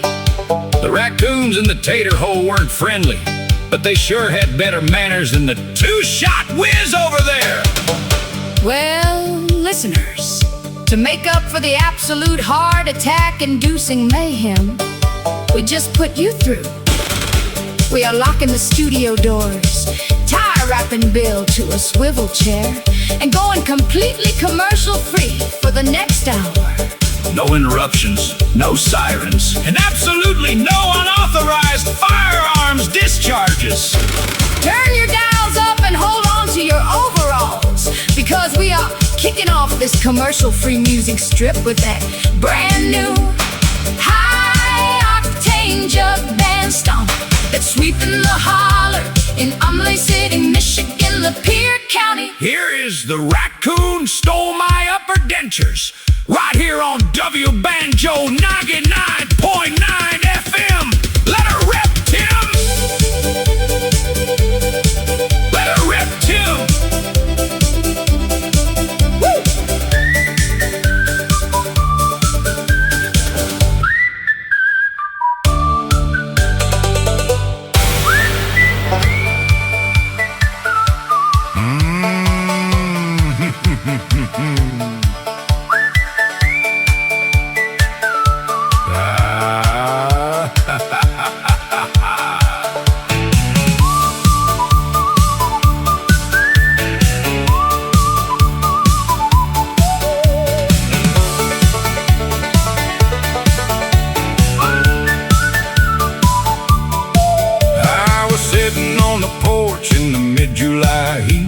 Sipping jar juice and cooling my feet. My upper plate was slipping, it was scratching my gums, so I set them in a bucket where the well water runs. I dozed off to sleep for a minute or two, dreaming about biscuits and squirrel meat stew, when a shadow crept up on the old wooden floor, and a midnight bandit made a dash for the door. Oh, the raccoon stole my upper dentures. He's running through the woods on a high-stakes adventure. I can't chew my jerky, I can't whistle a tune. I got my mouth held hostage by a high country raccoon. Yeah, my smile looks just like a busted picket fence, since that furry little robber took my uppers and went. I woke up and saw him, he was hoping the fence, with a grin in his mouth that didn't make no sense. 32 pearly white shining bright in the dark, like a Hollywood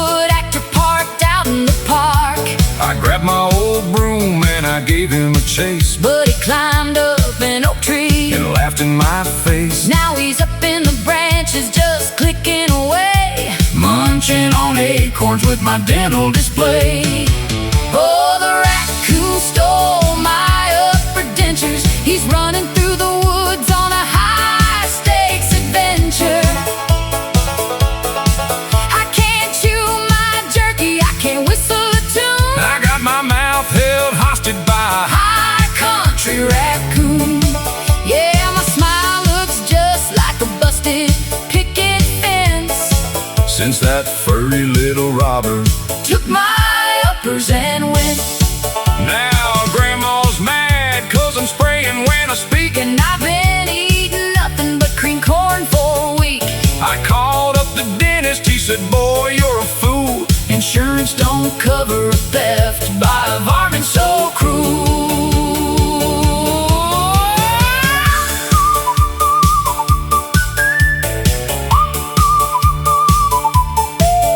If you visit the hollow and you look in the trees and you hear a weird chattering down in the breeze, Don't think it's a ghost or a goblin in flight. it's just that darn critter with a bite that is white, I'm setting a trap with some pollen and paste. and a piece of fried bologna so it don't go to waste. Oh, the raccoon stole my upper dentures. He's running through the woods on a high-stakes adventure. I can't chew my jerky, I can't whistle a tune. I got my mouth held hostage by a High country raccoon. Yeah, my smile looks just like a busted picket fence. since that furry little robber. Took my uppers and went. Give 'em back, you masked bandit, I need to chew my dinner.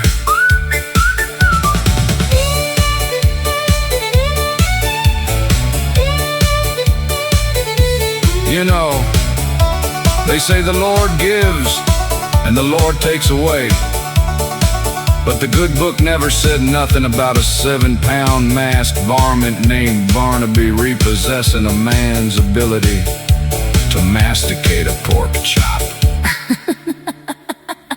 I look up into that old white oak tree tonight, and I realize we're all just searching for something to sink our teeth into. Some of us find salvation, Some of us find cream corn. and some of us Just find out what happens when you leave your plastic smile marinating in a rusty minnow bucket. Grandma always said, Angus, protect your dignity. But dignity don't mean a hill of beans when a raccoon is using your Colgate smile. To crack open a hickory nut at 2 o'clock in the morning, He's up there right now, shining in the moonlight. looking more like a country music star than I ever will. Life is fleeting, friends. Hold your loved ones close, And lock up your dental work. 'cause out here in the dark, The woods have eyes. and tonight, they got 32 premium. Porcelain teeth, too.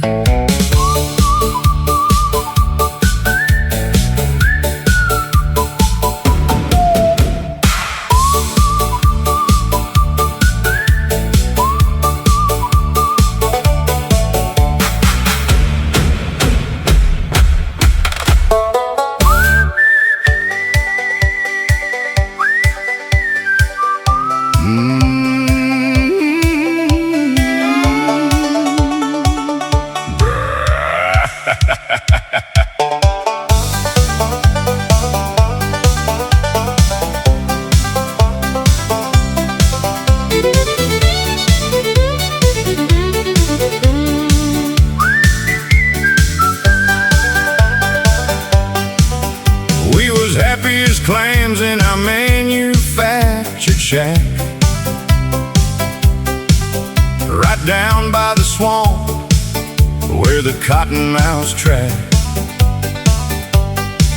But she packed up her suitcase and called me a clown. And she brought in a crew from flatlanded town. They unbolted the marriage, they unbolted the floor. They took half the kitchen and the back screen door. She backed up a semi right into the grass and split our sweet home into one single mass. Oh, she took the double wide, left the single wide behind. And looking at my yard is about to wreck my mind. The wind blows through the living room where the hallway used to be. She took her half of the trailer, left a fraction of me. Now half of my couch is out in the rain, and my plumbing is hooked to a sweet potato vein. I'm staring right out where the bedroom once stood. Now it's just gravel, weeds, and some rotted plywood. She got the master bath with the whirlpool jets. I got the rusted sink where the raccoon gets. I can sit on the toilet and wave at the trucks, gazing out at the highway, counting the ducks. My neighbor drove by and he started to laugh. He said, "Billy, your castle was sawed clean in half." Yeah, she took the double wide, left the single wide behind. And looking at my yard is about to wreck my mind. The wind blows through the living room where the hallway used to be. She took her half of the trailer, left a fraction of me. Anybody got some duct tape or some extra vinyl siding? 'Cause half my house is rolling down I-69.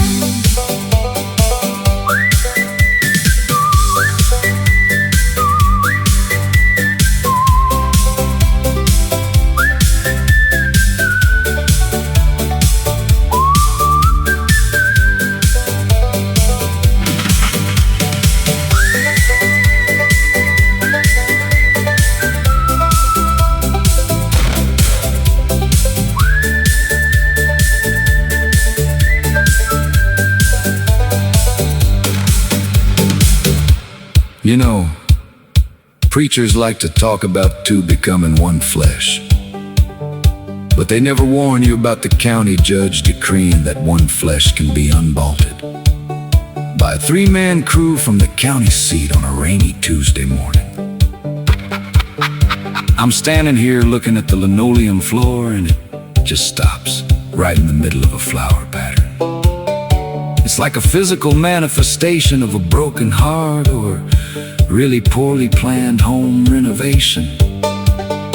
I can see the insulation blowing in the breeze like fiberglass tumbleweeds. They say love is a highway. I just never figured Brenda would take her half of the highway, put it on 16 radial tires and haul it past the Buc-ee's at 70 miles an hour. I ain't bitter, I'm just confused. Like, mathematically speaking, how am I supposed to watch my television set when the screen is in my living room? But the picture tube is currently crossing the state line into Kentucky. And where do I hang my velvet Elvis now? The wall he was on is legally registered to her brother-in-law's cousin. Life is a fragile thing. Friends, one day you're sharing a double-wide prosperity, and the next day, you're sitting on an exposed particle board subfloor, brushing rain off your recliner and looking at a sweet potato vein for a hot water line. If you love someone, bolt them down, weld them on to the chassis. Because out here in the world, True love don't just walk out the door. sometimes it takes the door frame, And the entire master bathroom with it.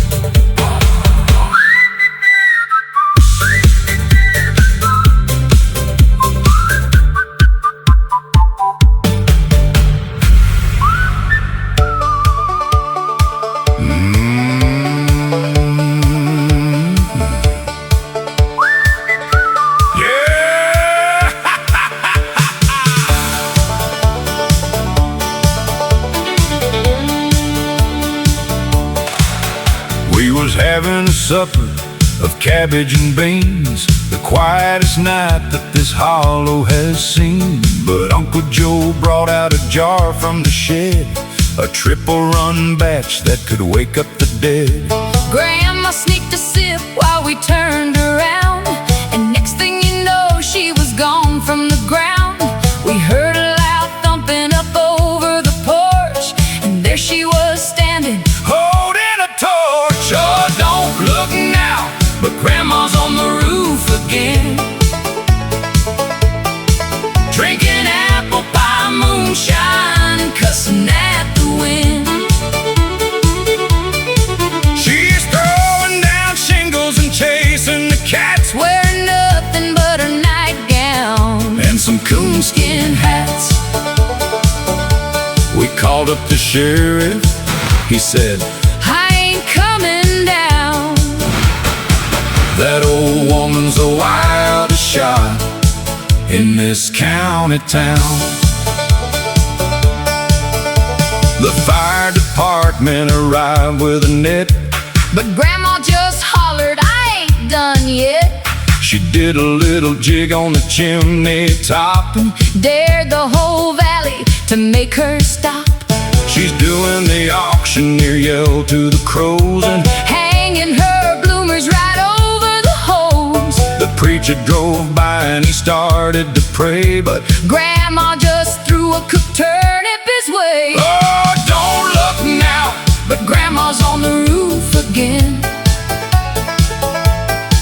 drinking apple pie moonshine and cussing at the wind. she's throwing down shingles and chasing the cats. Wearing nothing but her nightgown and some coonskin hats. Hey, Grandma, we got more biscuits down here. Watch out for the satellite dish.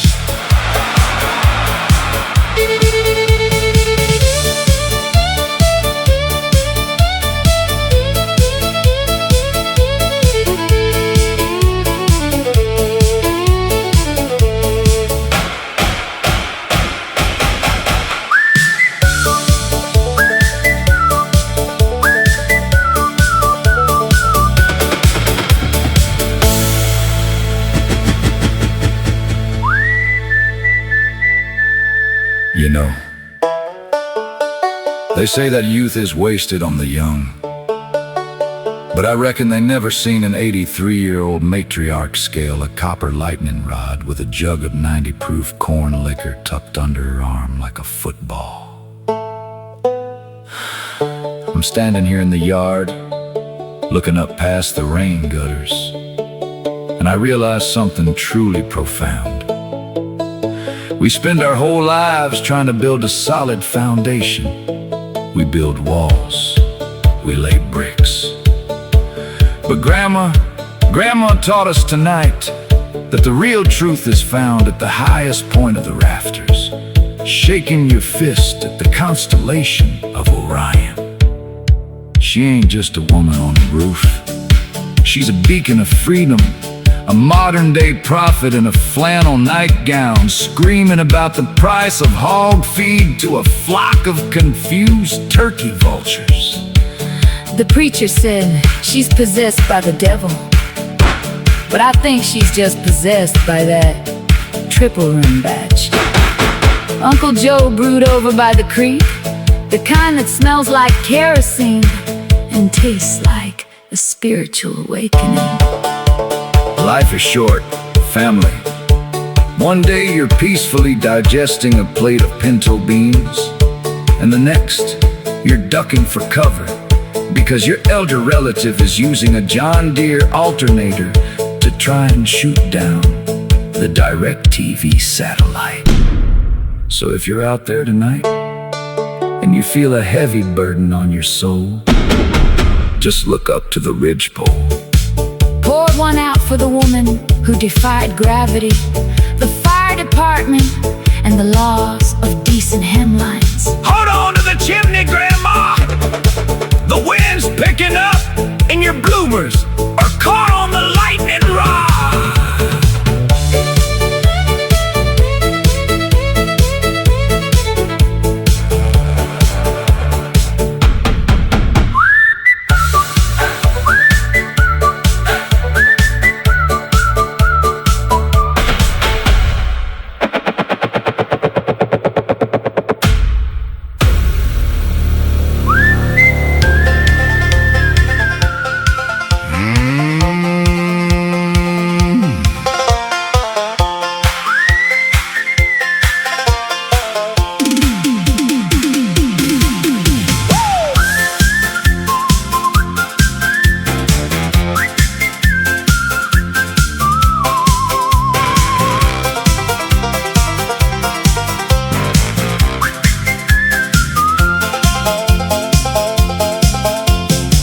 To the wood pile to grab me some pine. It was dark as a cavern past bedtime.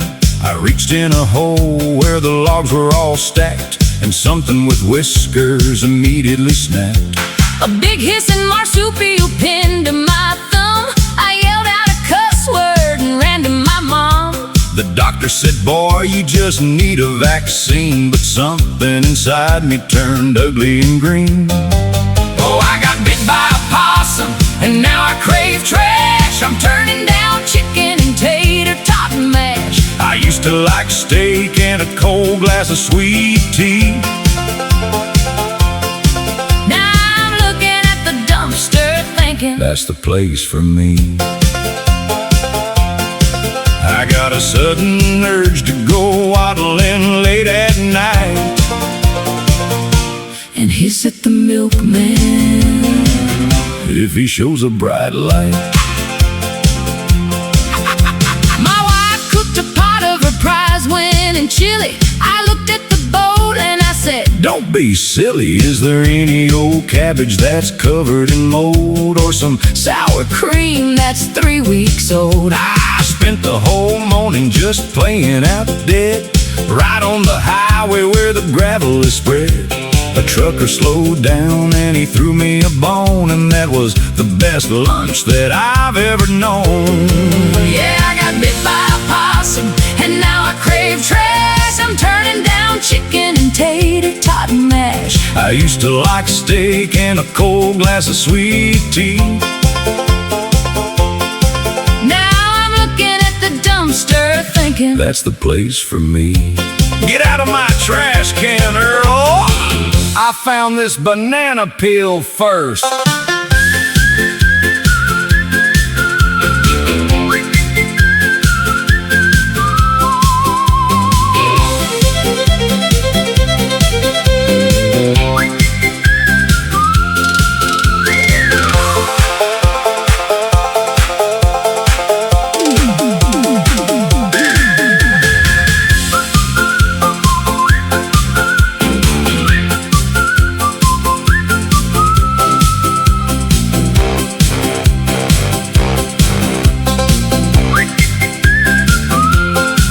You know, folks, they call them pests. They call them ugly yard rats. But until you've stood knee-deep in a rusty Maytag washing machine drum behind the barn, looking up at the moonlight filtering through a cracked windshield of a '78 El Camino, you don't truly know what it means to be free. Society, they want you to eat the USDA prime beef. They want you to use napkins. But I say, nay. Give me your tired leftovers. Give me your expired Oscar Mayer bologna.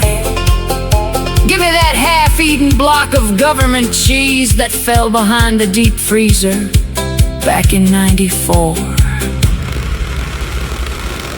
I used to think my purpose in this life was to fix lawn mowers. But now I see the truth My purpose, is to recycle with my teeth. so if you see me rolled over in the ditch on Route 9, my legs stiff in the air, Looking like a dead sawhorse. don't you weep for me, Brenda. Just know that up in hillbilly heaven, The dumpsters ain't got no lids. amen. Now pass me that cantaloupe rind. It's still got some wet on it.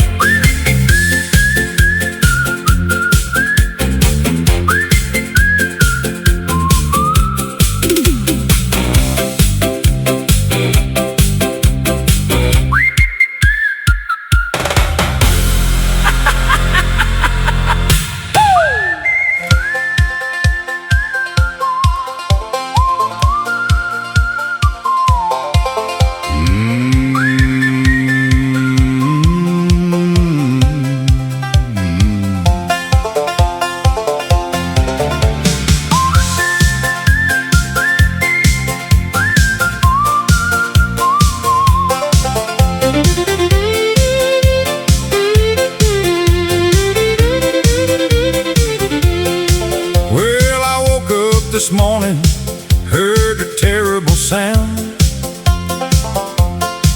My cousin Billy's tractor was a-sinking in the ground. He tried to jump the hog pen to impress his girlfriend Lou, but he flipped that John Deere over right into a pile of goo.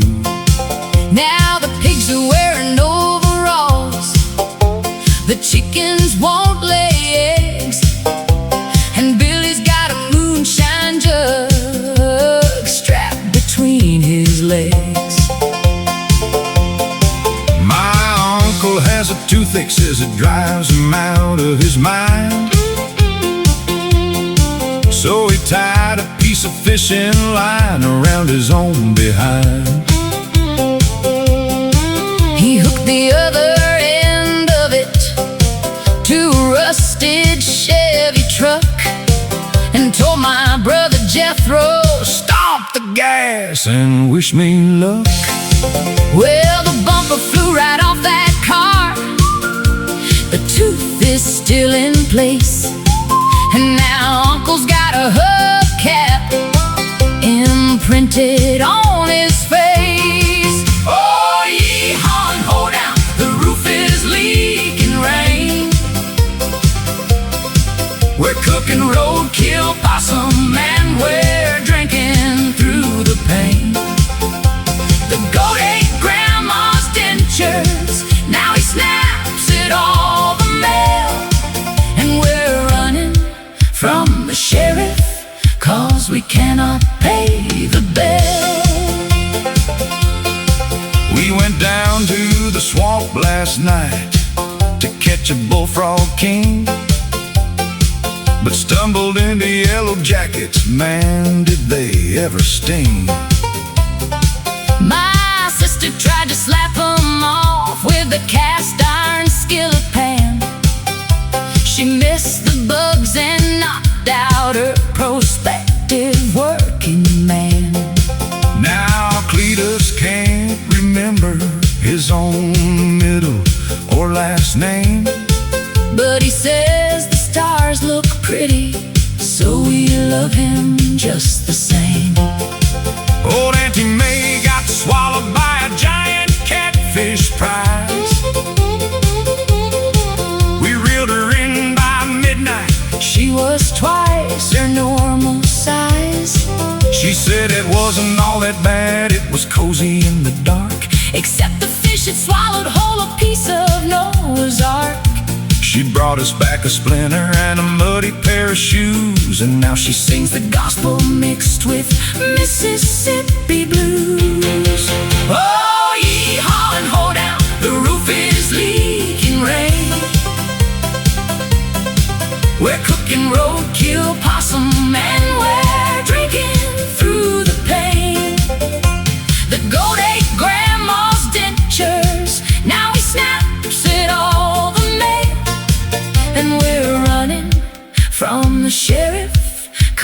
we cannot pay the bail.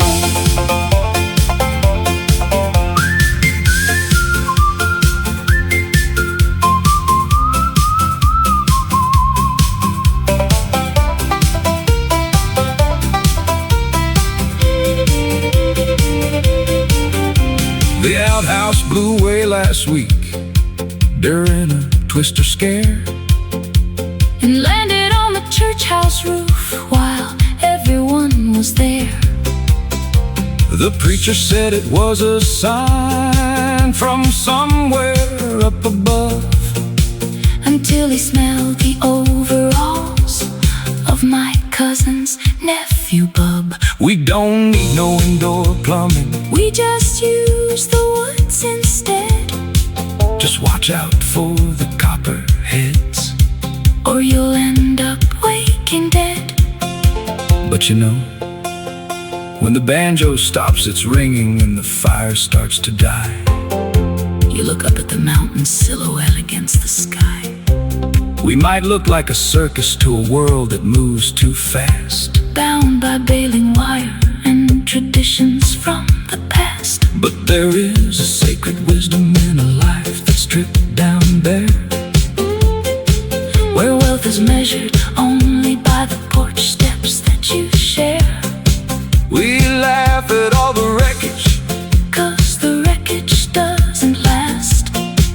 and everything we're gripping tight Will soon become the past. in the end. It's not the tractors or the gold that makes you whole. It's the grace to love the broken things that patch a human soul.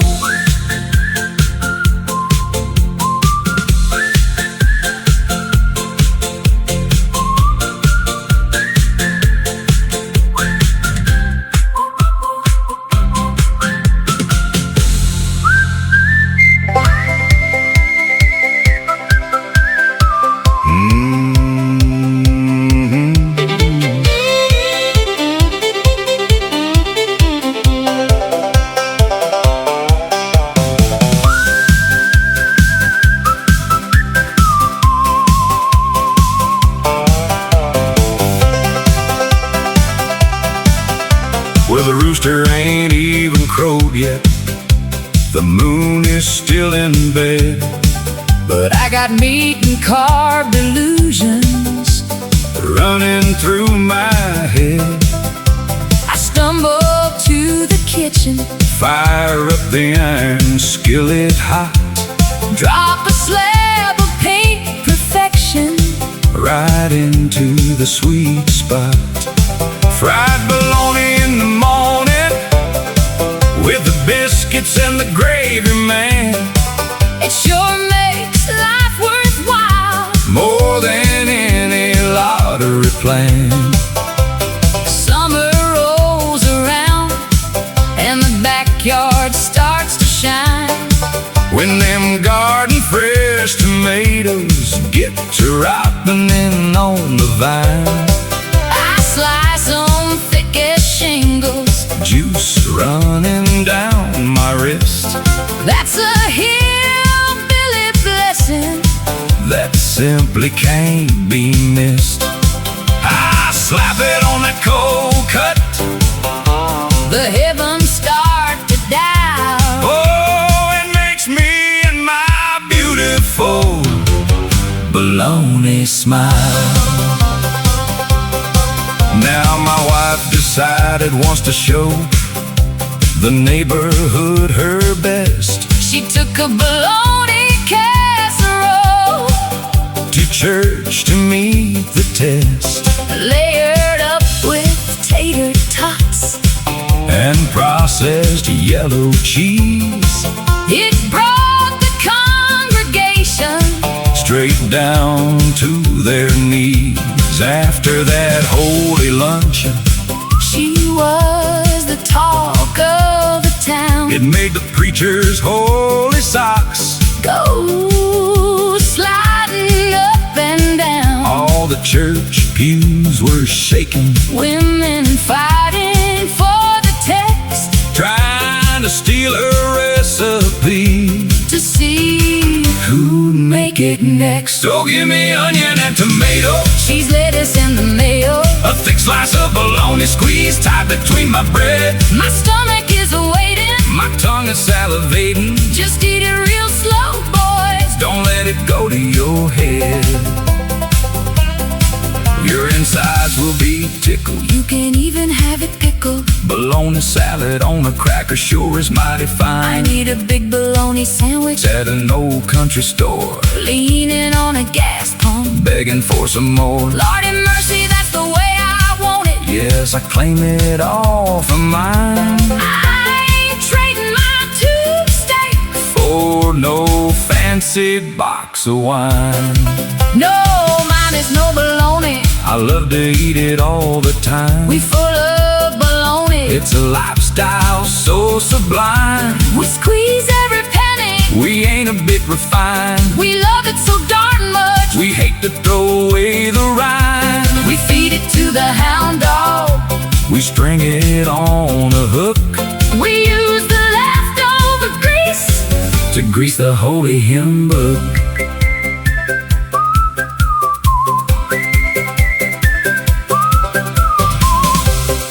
You know, folks look at a piece of meat like that, and they just see the cheap cuts. They see the trimmings, the things the rest of the world cast aside because it wasn't fancy enough. But there's a deep, quiet truth hidden in that old country store. Life isn't measured by the prime rib or the silver spoons we're handed. It's measured by the gratitude we find in the simple, humble things right in front of us. That bologna slice, It's a reminder that beauty isn't expensive. it's a garden tomato grown from the dirt with your own hands. It's a community of neighbors laughing in a church basement over a casserole. When you learn to love the rind, You learn to love the whole circle of life. the tough parts, the discarded parts. Parts that hold everything else together. We might be full of baloney, But maybe that just means we're full of the only thing that actually matters. joy of being exactly who we are, fed by the grace of the everyday.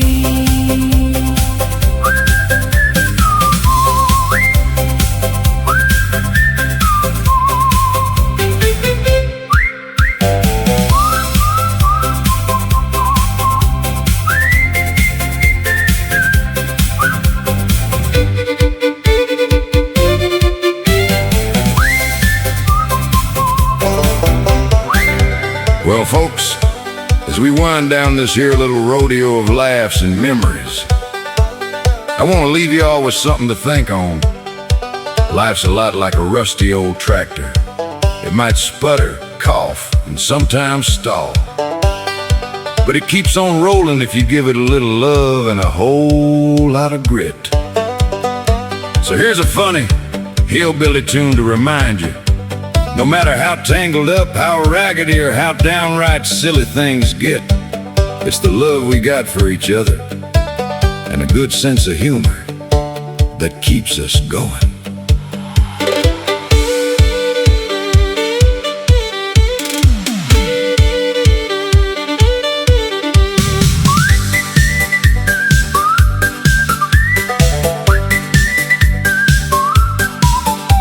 Well, I woke up this morning, found my hat was gone. My dog been chewed in my boots and the cow's been snoring all day long. But I looked in the mirror and I cracked a smile. 'Cause life's too short to be mad for more than a mile. So raise up your glass and tip it to the sky. Laugh at your troubles and let the tears fly by. Life's a hillbilly joke, A wild, crazy ride with love in your heart and a friend by your side. my sweetheart snoring like a chainsaw in the night. smokers got more smoke than a Friday night. But in this here chaos, I find my peace. A belly full of laughter and a soul sweet release. So raise up your glass and tip it to the sky. Laugh at your troubles and let the tears fly by. Life's a hillbilly joke, A wild crazy ride, with love in your heart and a friend by your side. You see, life's a funny thing, full of twist and turn. Sometimes you get burnt, sometimes you learn. But what keeps you going when the road gets rough? It's the love of your kin and just enough of that good old stuff. So friends, remember, no matter how crazy this world gets, it's the love, the laughter, and the good old honest sweat. Keep your boots muddy, your hearts open wide, and cherish every moment, 'cause that's the hillbilly pride. Y'all come back now, you hear? And keep that laughter burning bright. Well, howdy, y'all. This here's DJ Johnny Kickstart Hush, signing off with a tune from the heart and a belly full of laughs now. I know we've been talking about them old days, them hillbilly ways, and them crazy critters that keep us humble. But let me lay some truth on you, plain and simple, like Granny's best biscuits. You see, life's a long, bumpy road, and sometimes you get a possum bite or a roof on fire. But what matters is the love we got for this here dirt, this crazy family, and a good old belly laugh. Whether you're sitting on the porch watching the stars or running from a raccoon with your dentures in his paw, remember, it's the foolish, funny, and downright profound moments that make us who we are. So hold your loved ones tight and don't go chasing no pigeons with your shotgun unless you wanna end up shooting at the sky. Cherish the simple things, Like a warm moonshine, a good friend's joke or even a piece of that rotten moss that almost made you dance with the devil. And when you find yourself in a heap of trouble, Just remember, out here in the hillbilly holler, we're all just folks trying to keep our boots on the ground and our hearts full of gratitude. Because at the end of the day, it ain't the fancy things or the shiny trinkets. It's the love, the laughter, and the humble joy of being exactly who you are. Now this is DJ Johnny Kickstart. hush telling y'all, May your days be bright, your nights be wild. and your stories be as tall as the corn in July. Keep them ears open Your spirits high. and never forget, The best part of life's a good laugh and a big heart. Y'all come back now, you hear? Y'all come back now, you hear?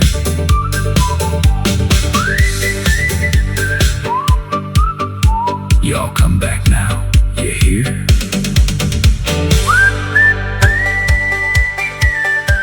Friends, they say home is where the heart is.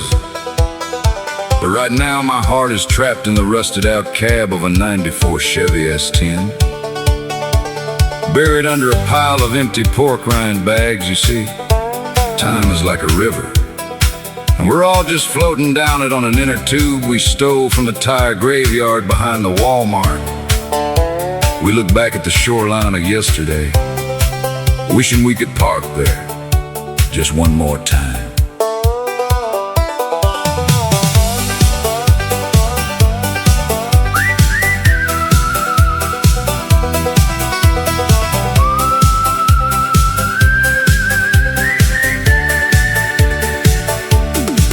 As I sit in this smoky room, the night about to end.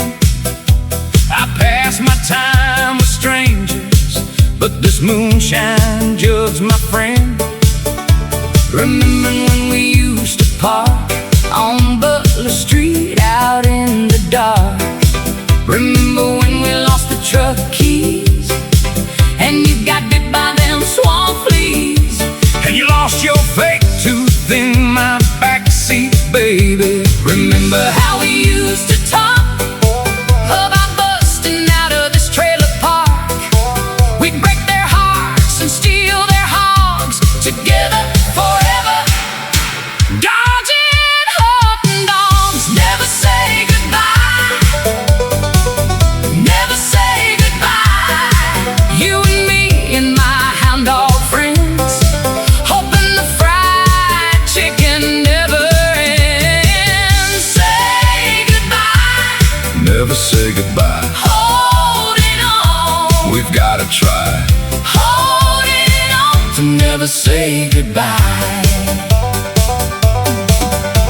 Remember days of skipping school, skinny dipping in the catfish pool, with a six-pack of warm generic beer and a shotgun riding in the rear. Remember at the prom that night, your daddy showed up looking for a fight, but the jug band played our favorite song, and I held you in my overall so strong. We danced so close, right by the punch. I smelled the onions that you ate for lunch, and I swore I'd never let you go. Together forever. Never say goodbye. Never say goodbye. Never say goodbye. You and me and my cousin Jim, hoping the creek don't rise above our chins. Say goodbye. Never say goodbye. Holding on. We've gotta try. Holding on to never say goodbye.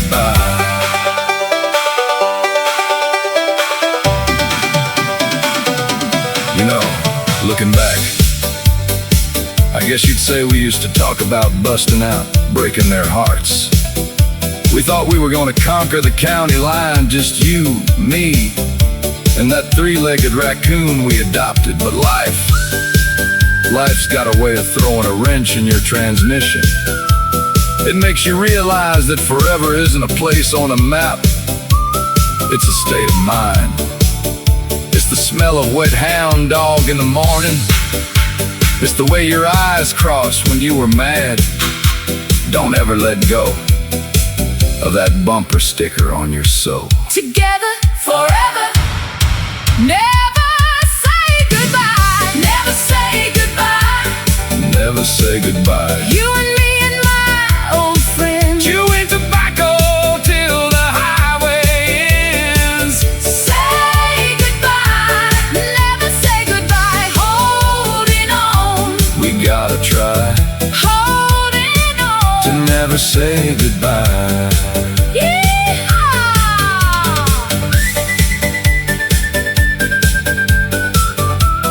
As the sun sets over the scrapyard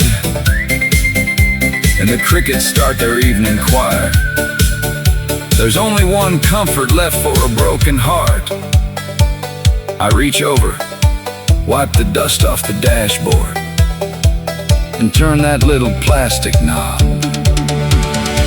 to Wban 99.9 Denver, broadcasting live from the back of Bob's Bait and Tackle, with a signal just strong enough to reach the county line. If the wind blows right, you see, friends, radio waves are like memories.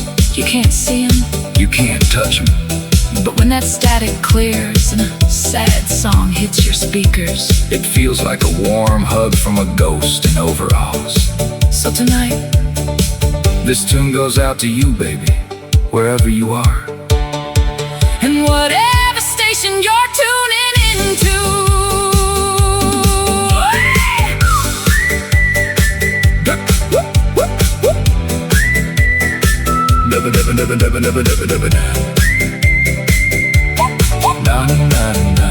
Playing the hit hits until the generator dies.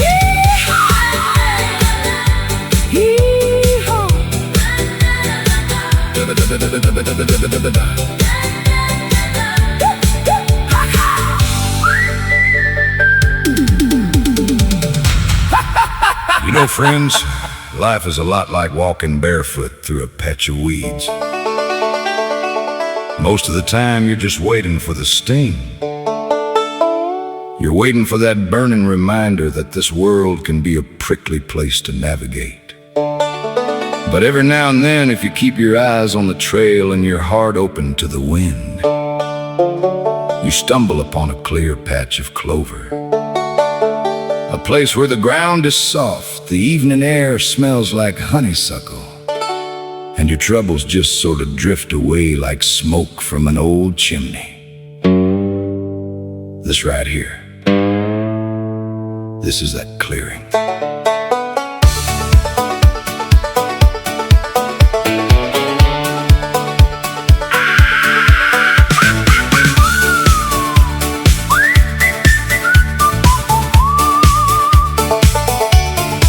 Well, I woke up this morning and my tractor wouldn't crank. My hound dog bit the postman and my fishing boat just sank. But I ain't shedding tears and I ain't throwing no fit, 'cause the radio is blasting and the banjo's getting lit. We're kicking off the boots that we wore into the swamp and clearing out the pasture for the nettle-free stomp. It makes you think, doesn't it? We spend so much of our short time on this earth running away from the briars. We get so scared of getting scratched up by our mistakes that we forget how to dance entirely. But you see, friends, a nettle is just a weed that hasn't found its purpose yet. It's standing there sharp and angry, trying to defend itself from a world that keeps stepping on it. Ain't we all a little bit like that sometimes? Just standing in the ditch, bristling our needles at anyone who gets too close, because we've been run over by the heavy wheels of circumstance one too many times. But you can't let the fear of a little itch keep you from stomping your feet. If you get stung by life, you don't curse the field. You just rub a little ditch dirt on it, Look up at the stars over Imlay City and keep moving forward. The pain is just a temporary passenger, but the dirt beneath your boots, that's forever. That's the same ground that raised us, the same ground that buries our old hounds, and the same ground that holds up the foundations of every crooked trailer park we call home. That's what keeps the soul alive when the transmission slips and the world feels like it's spinning out of gear.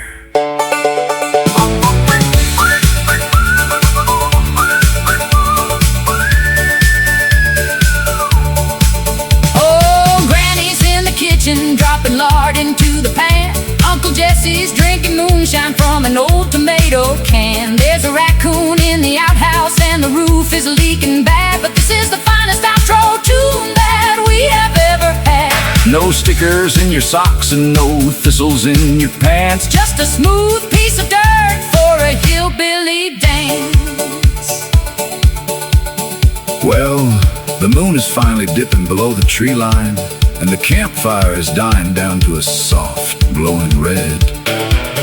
The shadow of the valley gets long, and you realize the broadcast is coming to an end. We've laughed, we've cried, and we've dodged the thorns of another long day. But as you crawl into the back of your truck to close your eyes, just remember, the sting never lasts forever. The nettles might dominate the ditch, but the music owns the night. Sleep tight, Lapeer County. So stomp your left boot, stomp your right heel. Let the music cure the troubles that you feel. It's the finest outro tune this side of the Mississippi. The nettle-free bluegrass stomp is gonna let it rip. Yeah, we're locking down the dial, shutting down the show with a yeehaw burp and a banjo solo.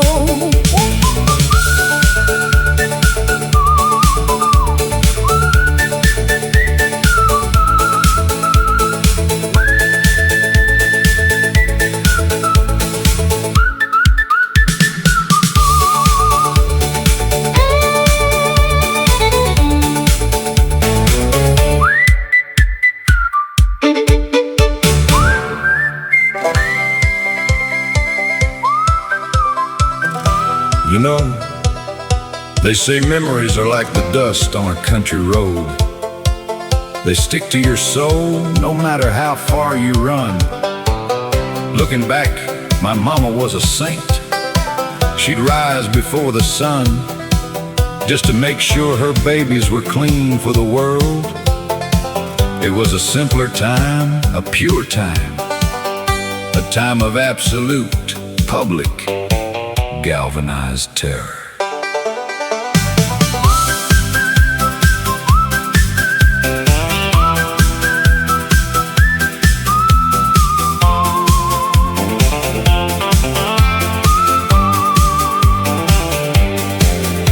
Mama fired up that old wood-burning stove to boil up a gallon of motherly love. She filled up that dishpan to wipe down our faces and scrubbed us real hard in the awkwardest places. Then Friday night hit and the kitchen grew bright with a big number 3 tub of copper delight. Dropped dead in the center of the linoleum floor, right next to the fridge and the unlocked screen door. Oh, I'm naked in the kitchen in the number 3 tub, with the whole family watching me lather and scrub. They're eating their biscuits and drinking their tea While I'm scrubbing the parts that they all get to see. yeah, the water is hot, but my dignity's gone. Just a splashing around While the kettle hums on. My brother was laughing, my uncle was staring, my sister was judging the skin I was wearing. I scream, turn around, y'all, or look at the ceiling, expressing the deep Naked trauma I'm feeling. But Uncle Eugene took a bite of his cob. Said, don't fret it, kid, We're just doing our job. ain't no use in hiding or acting all mean. You ain't got a thing that we ain't already seen. When you're naked in the kitchen in the number 3 tub, With the whole family watching me, me lather and scrub. they're eating their biscuits and drinking their tea. While I'm scrubbing the parts that they all get to see. Yeah, the water is hot, but my dignity's gone. Just a splashing around While the kettle hums on. Well, I yelled at the kitchen I yelled at the room, while Mama came and me. sweet with the broom. I said, listen here, folks, I don't care what you've seen, I don't care if you think that my hide's pure and clean. it might not be much and it might not be grand, but it's my little package. You understand?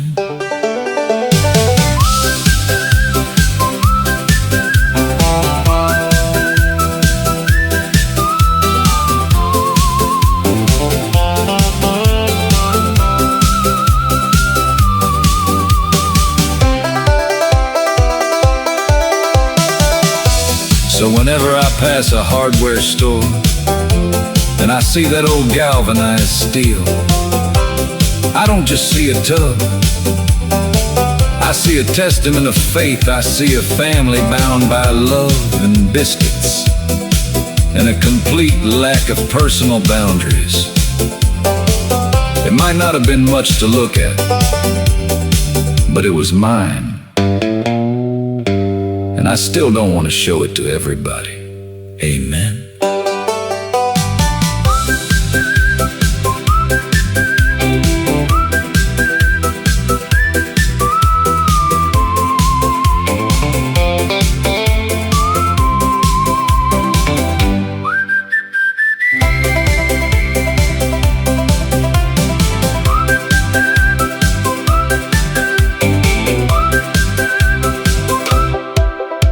Well, folks, the moon is high over Lapeer County, and the crickets are singing louder than the radiator leak on my tractor.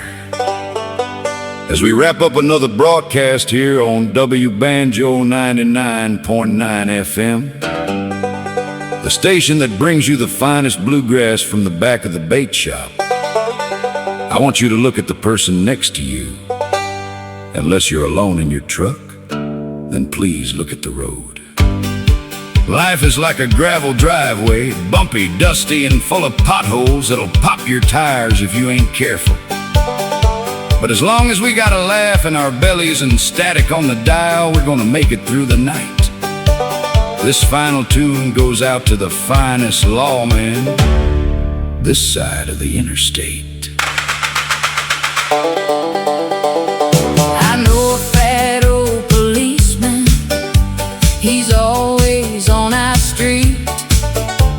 A fat old jolly red-faced man, he really is a treat. He's too fine for a policeman, he's never known to frown, and everybody says he is the happiest man in town. He laughs upon his duty, he laughs upon his beat. He laughs at everybody when he's walking in the street. He never can stop laughing, he says he'd never tried, but once he did arrest a man and laughed until he died. Oh, his jolly face had wrinkled, and then he shut his eyes. He opened his great mouth, it was a wondrous size. He said, I must arrest you, I didn't know what for. And then he started laughing until he cracked his jaw. So if you chance to meet him while walking around the town, just shake him by his old fat hand and by the man around. His eyes beam and sparkle, he'll gurgle with delight, and then you'll start him laughing with all his blessed might. Good night, Lapeer County. Keep your trucks running, your shine jar hidden, and your dial locked right here. I love Banjo 99.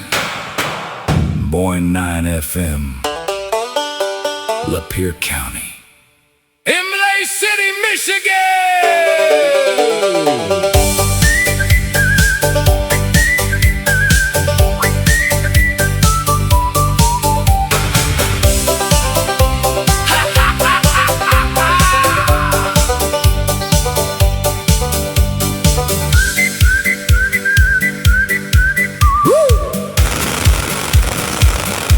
Amen to that, Timwell listeners.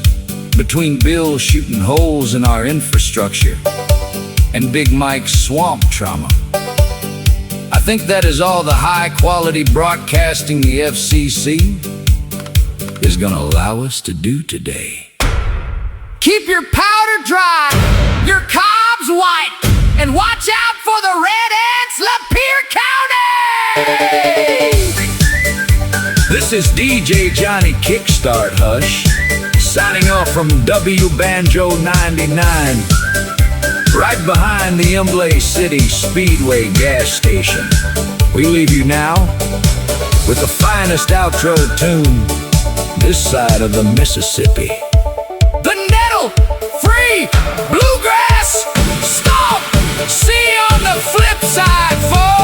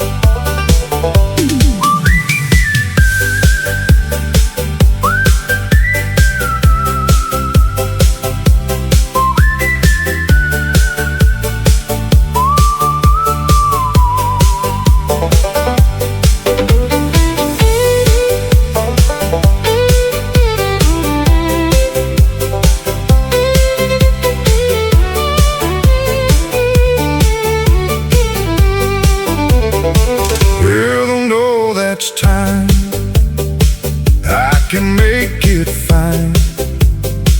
I can feel the cold in my shoulders and over my mind. I've been running to the best time, and I can feel the same. I've been walking through the darkness and down the rock and away. I've been fighting to be free. I've been fighting for you. I know that's where I found something about you through.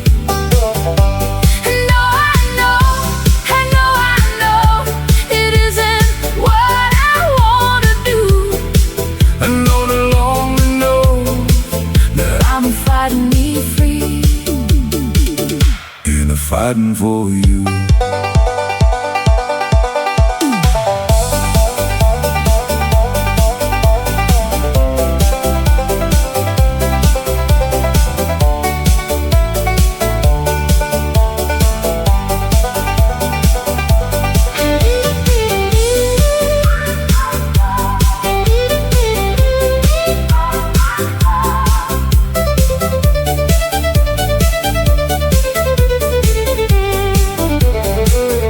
I've been